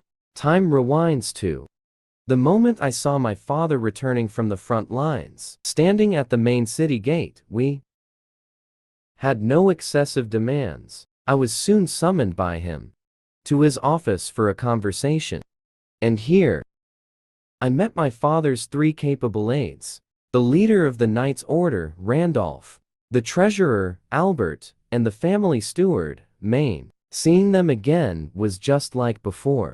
They always seemed to argue over one thing, even a small matter, endlessly.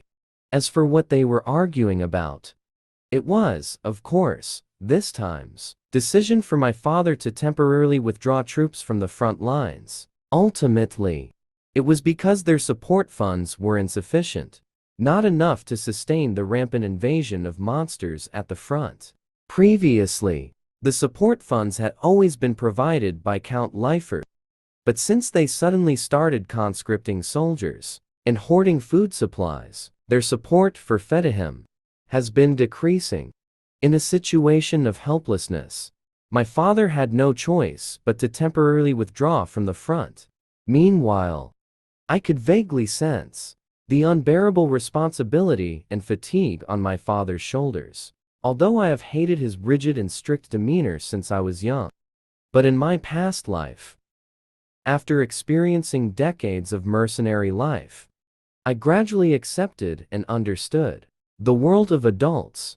Everyone has their own struggles. At this time, my father asked me, while sipping tea, "I heard you haven't been in the main city for a week. Where have you been? You haven't gotten into trouble again, have you?" I replied that I was just too bored, wandering around the Lyford main city. Upon hearing this, Albert suddenly brought up the duel where I defeated Cain. "I heard you won quite a bit of money from the bet. So you went out this time. You didn't go to gamble secretly again, did you?" "Of course not. If you don't believe me, you can ask Amelia. She can vouch for me." Meanwhile, Maine also gently reminded the young master, "No matter what you want to do, you must always remember your current identity. You are the heir of Fedihim." Hearing this, I pouted and said, "I certainly know. There's no need for him to worry." Maine was so angry. He felt like he was going to explode. Of course, this is also a normal phenomena, because in my past life, I often answered like this. Yet this time, I repeatedly made him clean up after me. Fortunately, my father timely ended this topic, which prevented the atmosphere from becoming too tense. Then he asked me about the matter with Elena. "I heard you personally executed Jamal, who attempted to assassinate your sister, and Philip. Is this true?" Naturally, this is not a trouble. I certainly gave an affirmative answer. Unexpectedly, the commander of the Knights, Randolph, held a skeptical attitude, saying I was just a case of the clam and the snipe fighting, and the fisherman benefits. It seems that even when his soldiers had a traitor, he was unwilling to accept it. I, who was once seen as the family's waste, have the ability to execute. Anyway, it doesn't matter now. I can only go along with him and flatter him appropriately. But just then, my father suddenly said something complimentary to me. "No matter how the process was, Elena's safety is all thanks to you. You are very brave." But my father's words made me feel a bit unnatural, because this was the first time he had given me affirmation. So I decided to take this opportunity to ask my father for a favor. My father looked a bit puzzled. He wanted to ask something, but before he could respond, Maine jumped in first. "If you want to use your achievements as a reason to restore the limit on your monthly allowance, then I must oppose it first." Unexpectedly, at this point, Randolph got even angrier, because not long ago, I did a lot of bad things. I took money meant for military supplies to gamble. I set fire at the city gate under the pretext of being in a bad mood. I privately slaughtered military horses to eat barbecue and to create the legendary sword. I took the knight's armor to remelt and remake. I admit I did all of that. But it's been so long since then. Continuing to dwell on it is pointless. Then I turned around and prepared to leave. If you all oppose me doing this or that, then I will do it anyway. I seek opinions only out of courtesy to you, as my elders should have. Next, I plan to be out for a while. After this, I found Belinda. They are preparing to pack up immediately and head to the Demon Claw Forest. As for where I go, I did not report to my father. I think saying it now might cause trouble with rumors. Moreover, if I really succeed in my venture, I could make a good amount of money. This is because not far from the entrance of the Demon Claw Forest, there is an area rich in mineral veins. These ores are filled with magical energy, extremely rare minerals, which are treasures that mages on the continent are frantically collecting. Because wherever magic is needed, its presence is essential. to further create things like magic scrolls, magic circles, and other magical items. For example, alchemy and other magical experiments. In my past life, this mineral vein was discovered by Count Del Pi. Nature also contributed to the downfall of Perdium, played the role of a catalyst. So now only I know this information. Then I must find him as soon as possible. To get him at this moment. Although Belinda is somewhat worried about my safety, given what I said before, he still chooses to believe that I am well prepared. However, before heading to the Demon Claw Forest, I must first take care of one thing.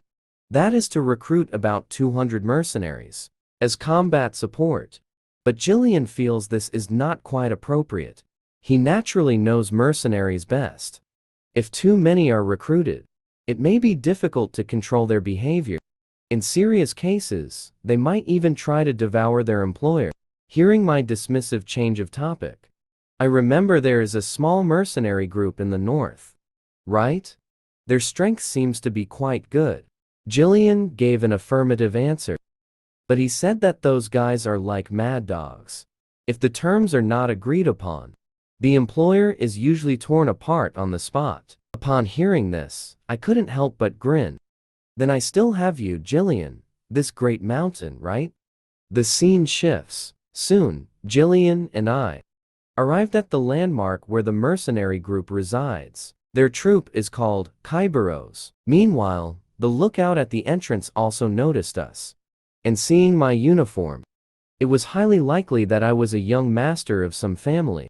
One reckless person began to plan how to extort me. Unexpectedly, in the next second, a giant hand suddenly appeared in front of his telescope.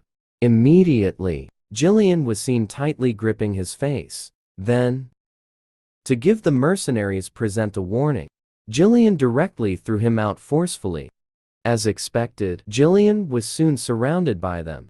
At the same time, another guy who seemed to have some status and strength stepped forward and said, "Since you are being unreasonable first, you hit our brothers, then don't blame us for being ruthless." His words are nothing but nonsense among nonsense. So I directly commanded from a high position, "You are not worthy to talk to me. Quickly call your captain to see me." This is a mercenary duel where both sides must die, because each of their hands will be tied together with hemp rope. No magical power can be used during this time. Both sides will fight with daggers within a restricted circle to determine the winner. But when I mentioned using this traditional duel to adjust the relationship of priority, it unexpectedly caused the Kaibaros mercenary group to burst into laughter. They shamelessly told me, "This is not some noble's family affair, like a family wine game." Back to the moment I ordered the turban man to call out their captain to see me, declaring that their kind are not worthy to talk to me. Upon hearing this, the leading turban man was the first to be unconvinced. He immediately swung his meteor hammer weapon, preparing to teach me a good lesson. "This ignorant noble, kid, this is what you asked for. Don't blame me for being ruthless with my words." This turban man swung hard and came at me with a precise strike. But I looked down on it. With this kind of stuff, it is impossible to hurt me in the slightest. In the next second, a sword suddenly pierced through a chain block, moving at high speed. As for the one who did it, of course, it was my current strongest name brand, Ghislain. Just as I expected. These guys are all people who can't understand human speech. Next, it's up to you, Ghislain. Besides taking their heads, you can do whatever you want. And at the moment he received the order, Ghislain immediately used a gadar, directly sending the turban man flying into the air, and taking advantage of his unguarded moment, with his meteor hammer, smashed hard against his chest. After dealing with the slightly stronger lackey, the rest of the clueless lackeys also picked up their weapons and charged forward, wanting to regain some face. So Ghislain didn't hesitate at all, using the turban man as a weapon, once again swung him out with the gadar. easily beating those guys, not even giving them a chance to get close. At this moment, the other lackeys saw these two scenes and felt the killing intent radiating from Ghislain, directly scaring them into trembling. Their feet felt as if they were weighed down by thousands of pounds of iron. Seeing that I was getting the results I wanted, I got off my horse and continued to question. You better not make me wait too long. Otherwise, none of you will definitely get any good outcome. Hurry up and get out of here. Tell your boss to come see me. And just after I finished speaking, a lazy voice sounded, immediately causing the mercenaries present to stand up straight. The person was none other than the leader of this Cerberus, Carl. So may I ask, what brings you here to disturb my sleep in broad daylight? Hearing this, I explained my purpose. But Carl didn't seem too willing. After all, who asks for help and then hurts the other party? Brother, I see. Your attire should belong to a noble family. Could it be that so-called nobles are this unreasonable? Since it has come to this, I won't say much more. This is how I greet you, to better make you submit to me. Carl found my words quite interesting. So before the battle began, he decided to first hear my demands, what exactly they were. The scene shifted. Our conversation moved to a tent. But upon hearing that, I actually wanted to hire them to help me develop the Demon Claw Forest. Carl posed a soul-searching question. What kind of brat are you? How dare you interfere in such a dangerous area? And I, as he wished, reported my name. I am the first heir of the Perdium family. Ghislain never expected that the next moment would lead them to burst into laughter. So it turns out the rumored waste is you. To be honest, you really have been living too well. That kind of place is not somewhere a pampered guy like you can set foot in. Seeing that there was no need to continue the conversation, Carl waved his hand, signaling his subordinates to prepare to clear the place. As for me, I seized on the mercenaries' competitive spirit and said decisively, "Are you afraid to go to the Demon Claw Forest? It seems the rumored Cerberus mercenary group is nothing special." As soon as I said this, Carl's reaction was exactly what I hoped for. Brat, I advise you not to talk too big. As you know, we are mercenaries. Naturally, we will only take on a commission if the price is right. I responded that only the weak always make excuses. I just need one answer from you. Yes or no. My words left Carl silent for 2.5 seconds. I thought he was about to explode with rage. But instead, he was so angry he was completely unfazed. Even the desire to kill me. Someone like you, who doesn't even understand how the world operates.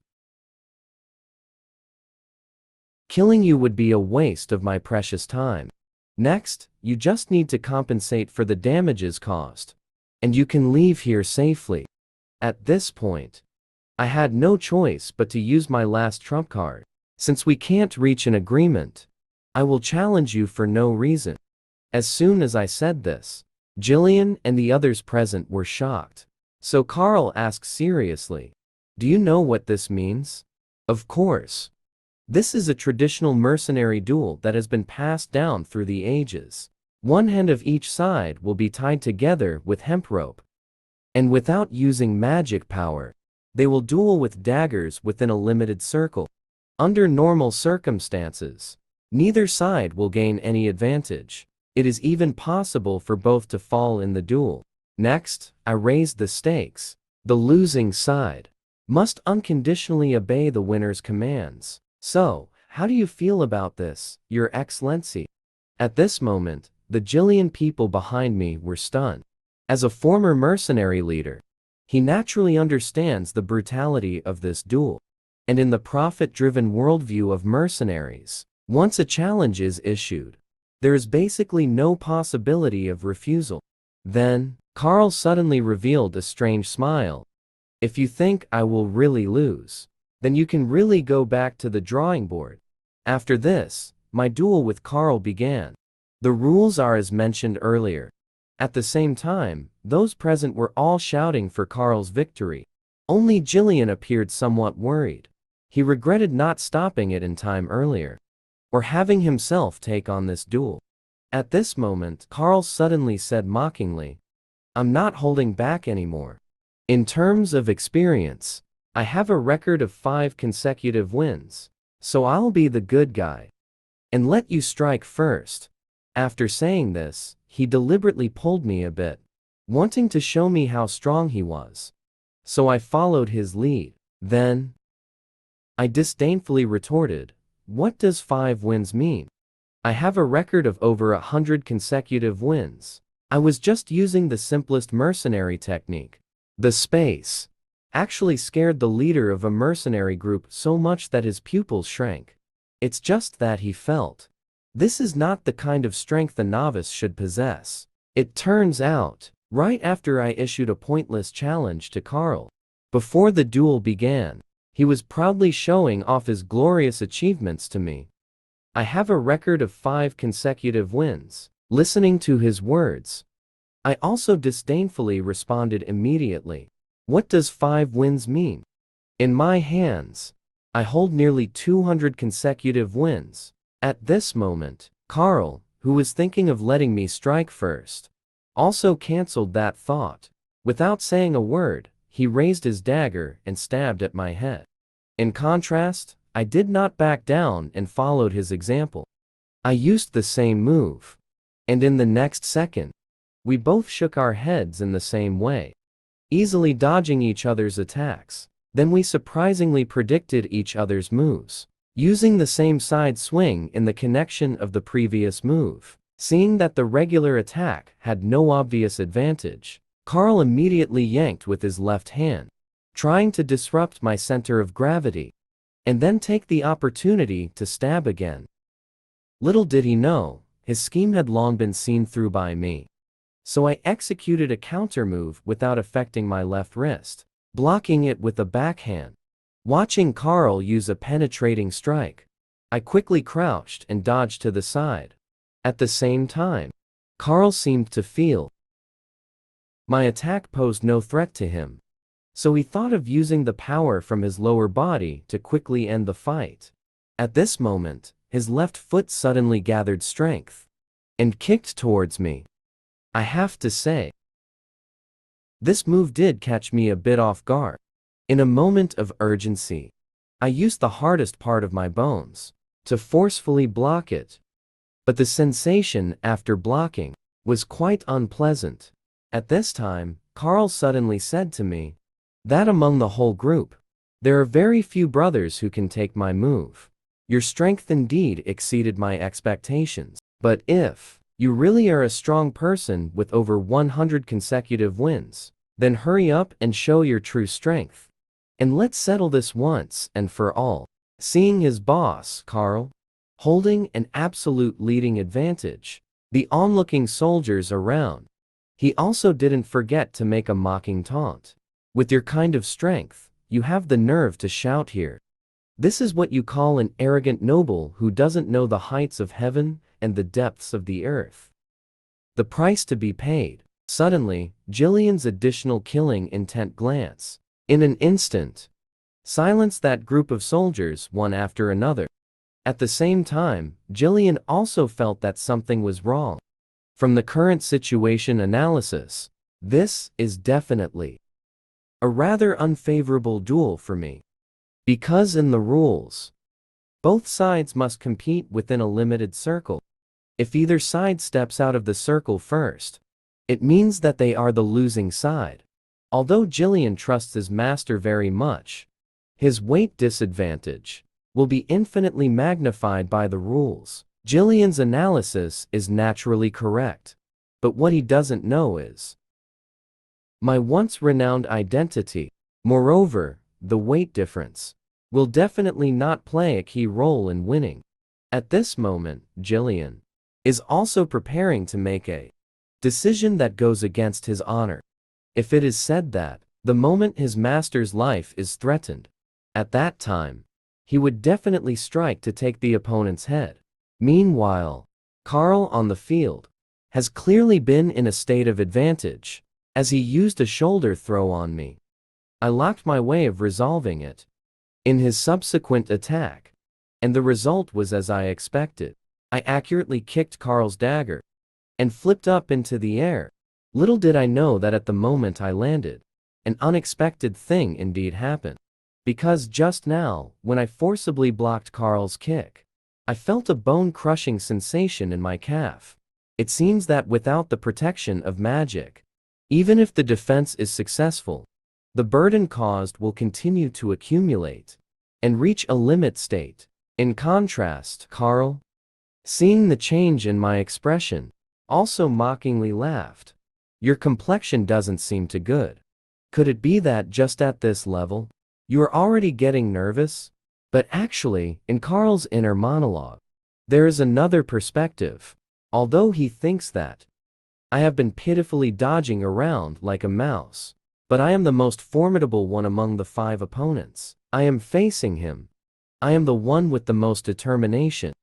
But it's also time to end this farce. And the reason Karl dares to speak so harshly is, of course, because he feels that he has completely figured out my techniques and my thoughts from the very beginning until now.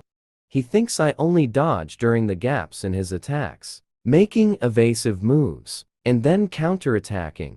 Furthermore, if I can't dodge in time, then I will block with parts of my body that are not fatal. To defend myself has minimized the damage caused, but pointless challenges are not allowed to use magic. Naturally, Karl feels that my body is damaged and is almost at its limit. Forget it. Next, let you struggle for another minute or two. This is also my last mercy for you, noble brat.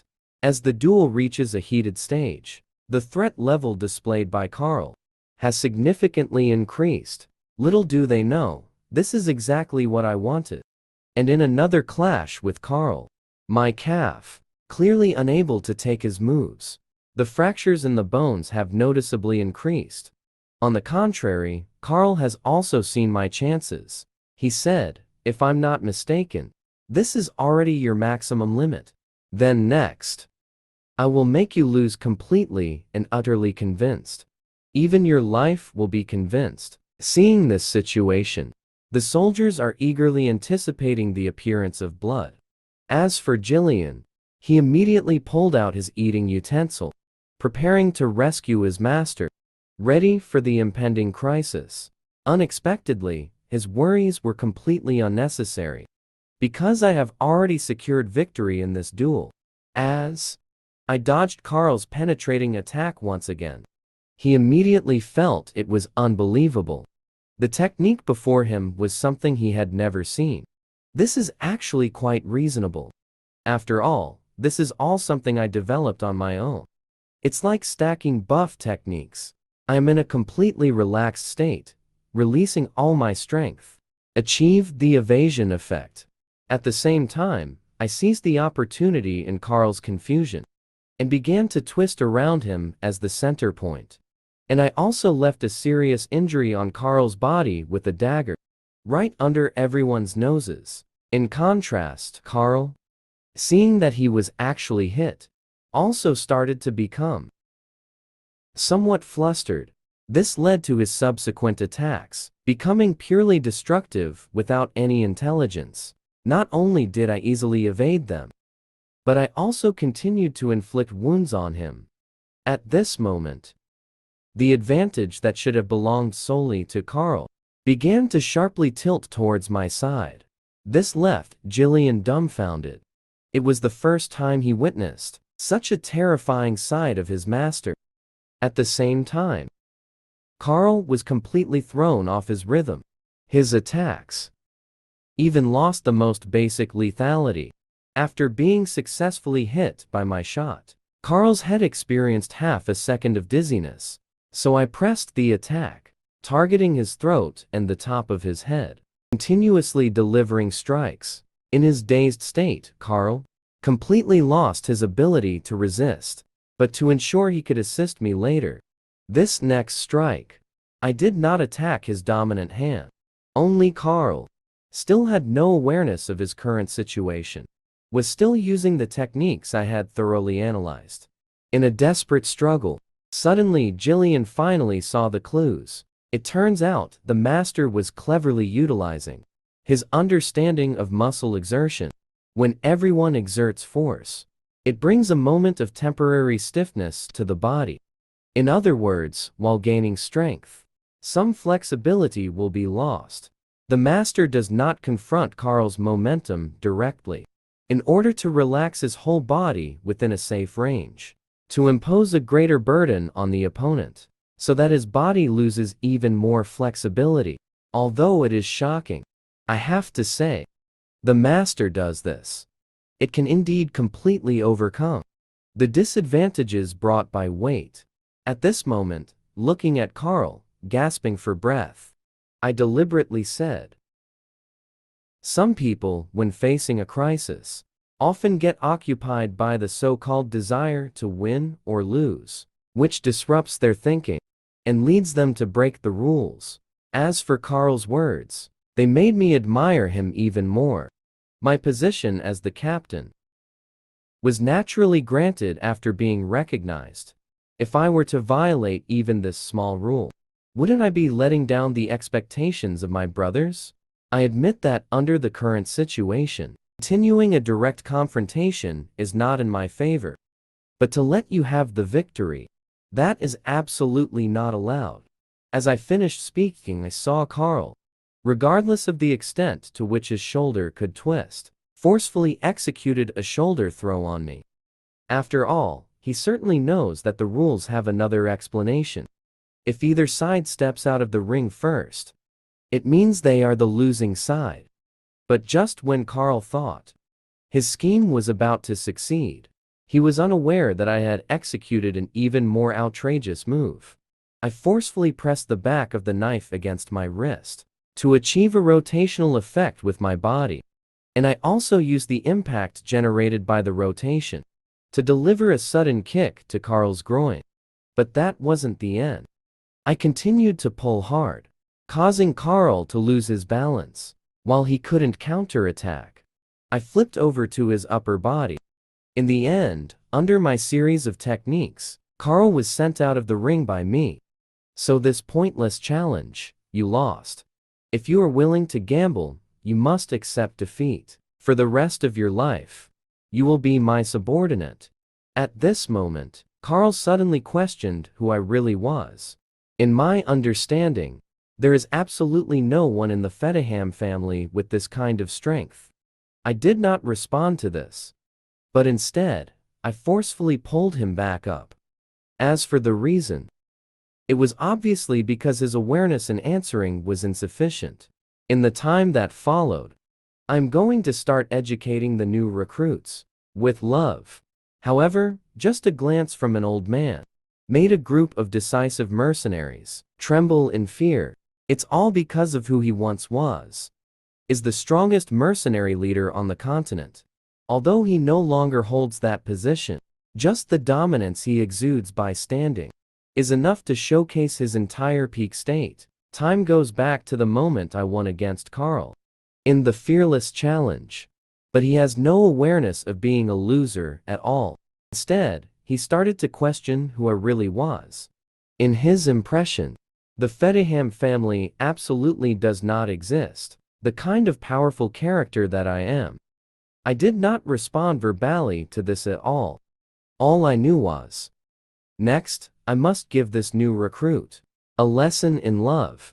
Immediately, I struck his face with a sharp elbow. And seeing his body once again exceeded the limited circle, Karl immediately stated the so-called rules. Unexpectedly, he had just spoken halfway, when my other fist had already landed on his face again.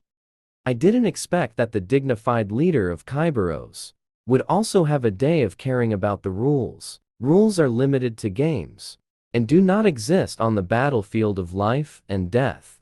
And also, never question anything your master does. And in the next 2.5 minutes, every strike I delivered to Karl was merciless. Each punch was a critical hit. The mercenaries behind me saw this, and all expressed that if this continued, their boss would surely die. But I didn't care at all. Because Karl's sharpness was still burning fiercely.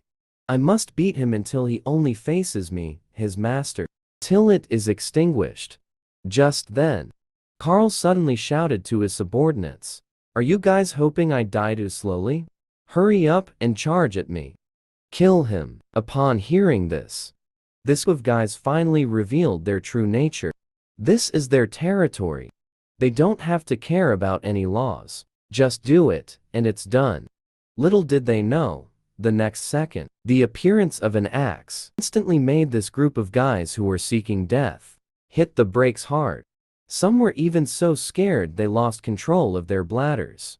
At this moment, Ghislain warned from above, "If anyone dares to take another step forward and obstruct my master's work, I will immediately send him to the underworld." Seeing that his subordinates were so cowardly, both of them were stunned for a moment.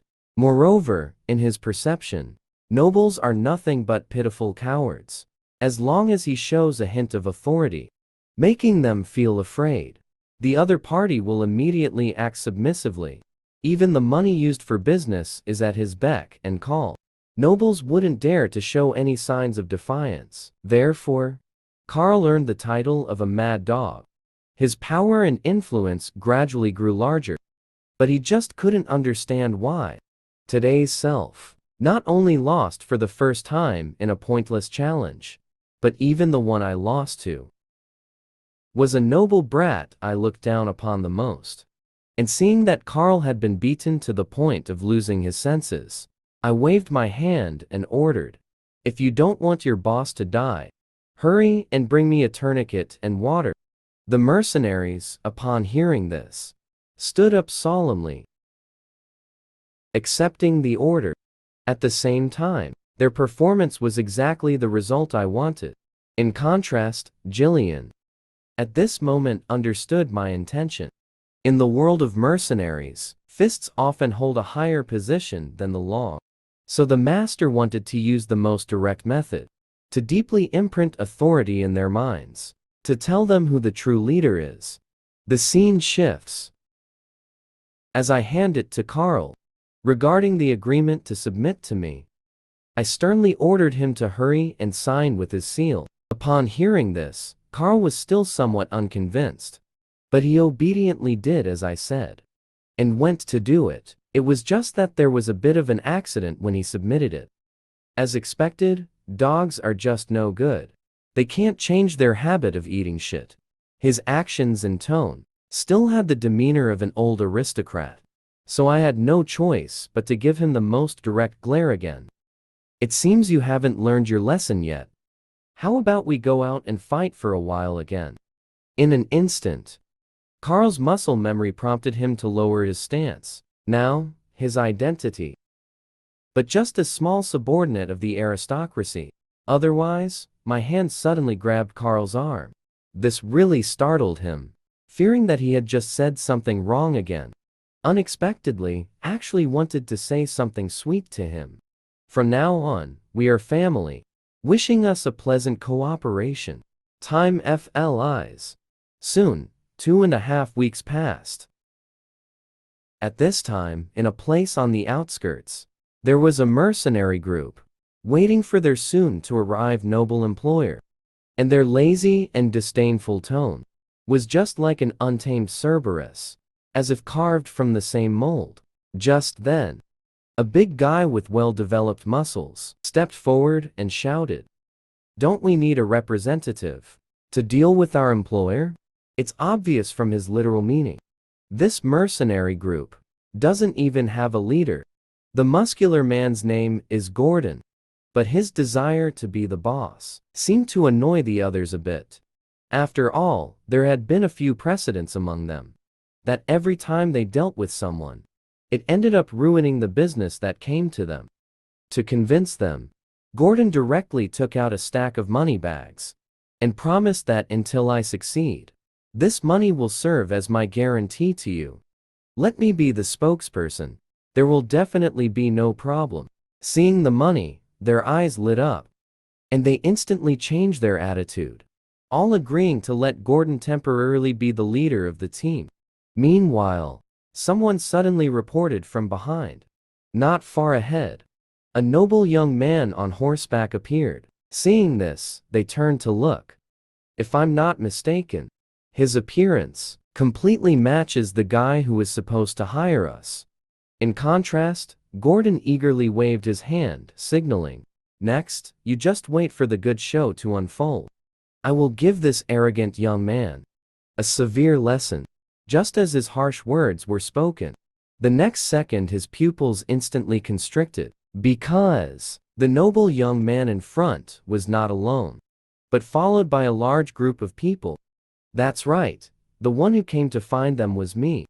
At this moment, a man in a headscarf suddenly pointed ahead and said, "What is going on here?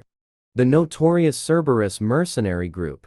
How could they so obediently follow behind our employer?" And as my large army arrived in front of this mercenary group, I asked who was in charge here. Upon hearing this, he was startled and instantly scared to the point of trembling all over. But now, he had no choice but to grit his teeth and say he was the one. Then I had him give a brief self-introduction, as well as a description of the group. Although these were all things that were hard for me to remember, it was merely to go through the motions, to demonstrate my authority. After this, I gave Gordon an order to gather everyone within 3 seconds. From this moment on, we are about to head to the Demon Claw Forest and conquer it thoroughly. This concludes the new content for this week. I announce that this comic will be permanently discontinued this year. I'm really sorry. Please forgive my selfishness. And also, Dragon Sister, I want to wish all the darlings who love to watch my commentary a Happy New Year. Although this year has come to an end, the story for next year will definitely be even more exciting. Let's not miss each other next week to see how I conquer the Demon Claw Forest. Happy New Year! For 1,000 years, no one has dared to step into the treacherous Demon Claw Forest. Yet I have exhausted the national treasury to develop this important area. Only because great crises are often accompanied by high returns. In this new life, I know that not far from the entrance of the Demon Claw Forest, there is a mine. As long as I can successfully take it, Perdium will from this moment on have capital that can compete with the power of Count Dilpai. Moreover, there are even deeper unknown areas inside that have not been explored. At this time, with the mercenaries hired by Belinda, after they all submitted, the next step is to get ready to head to the Demon Claw Forest. The scene shifts. All preparations before the expedition have been completed. We have set up a temporary operational base nearby.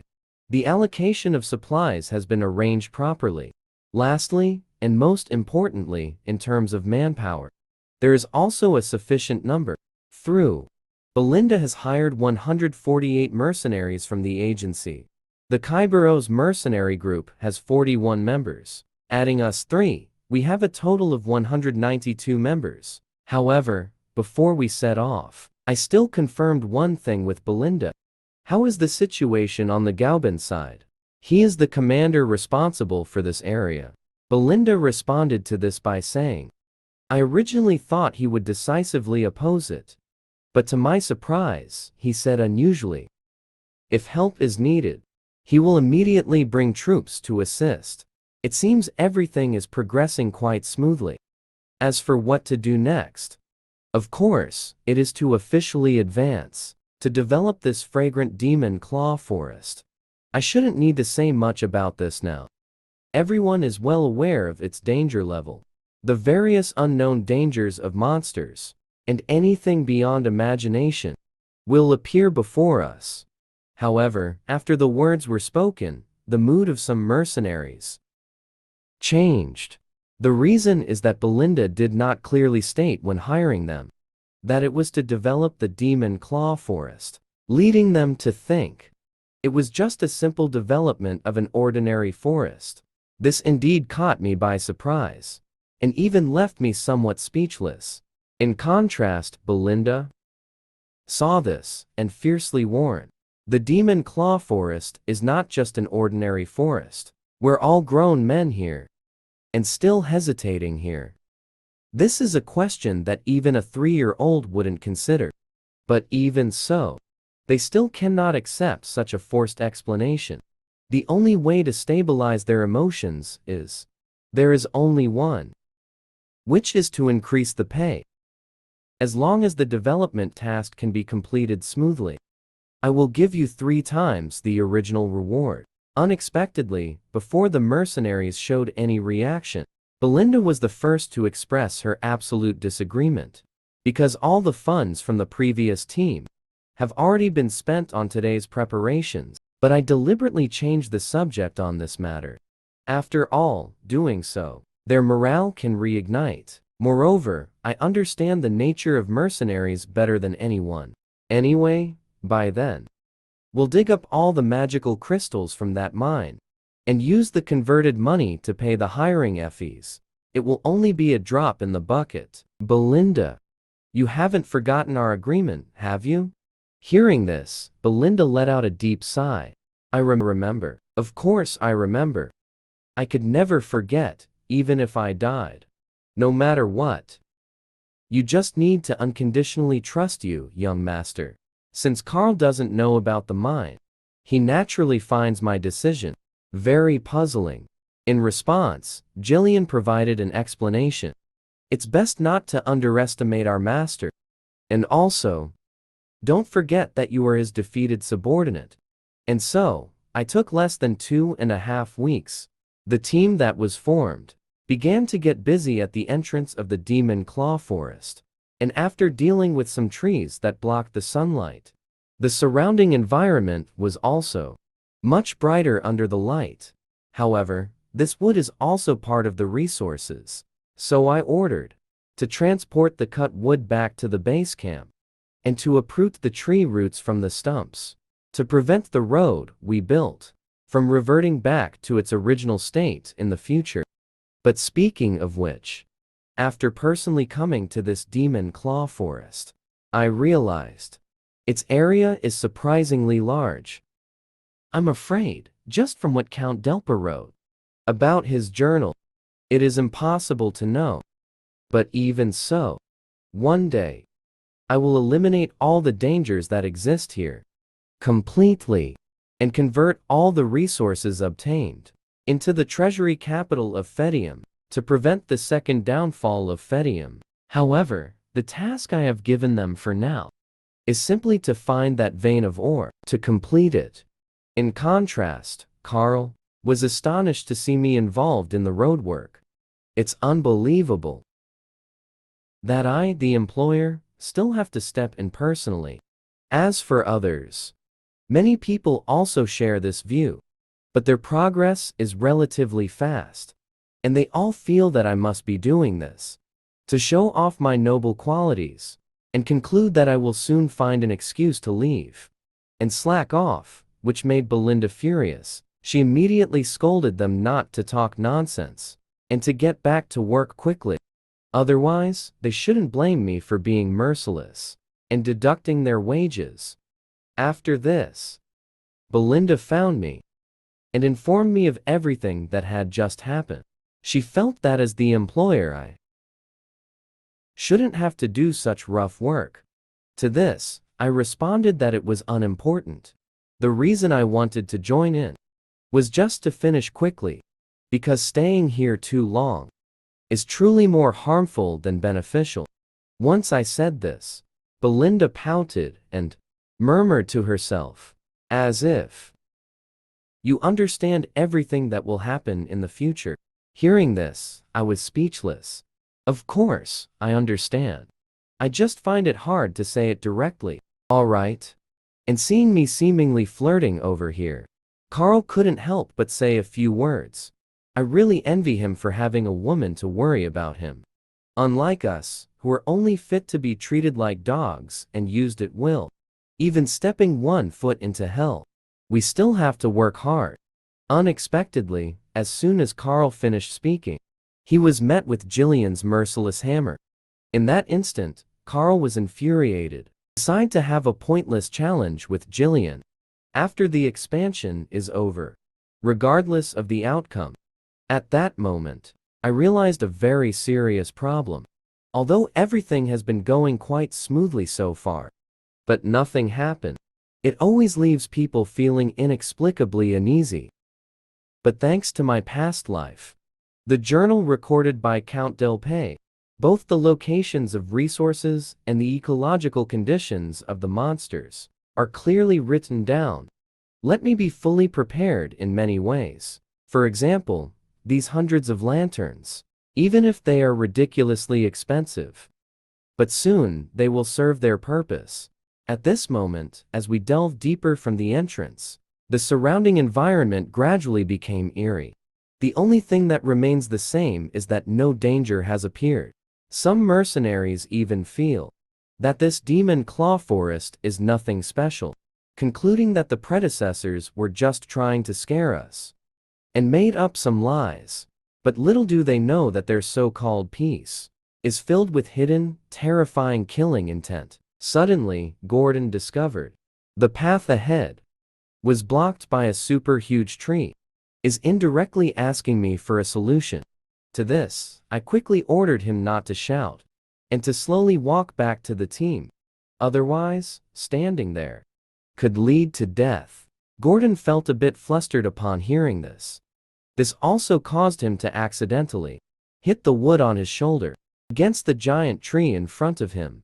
The next second, it scared him so much that he collapsed to the ground. But the result was not as I said. Gordon was still sitting on the ground, unharmed. So naturally, my words were treated as if they were just a breeze by a bald guy. This, in front of us, is just a relatively robust tree. No threat at all. In that case, if our employer is too timid, then I might as well temporarily take charge. Unexpectedly, just as the bald guy was still speaking confidently, a thick vine had already tightly bound him. And what awaited him in his final moments was a giant mouth with sharp fangs. Everyone, get your spirits up. What appears before us next is a monster capable of delivering a fatal blow.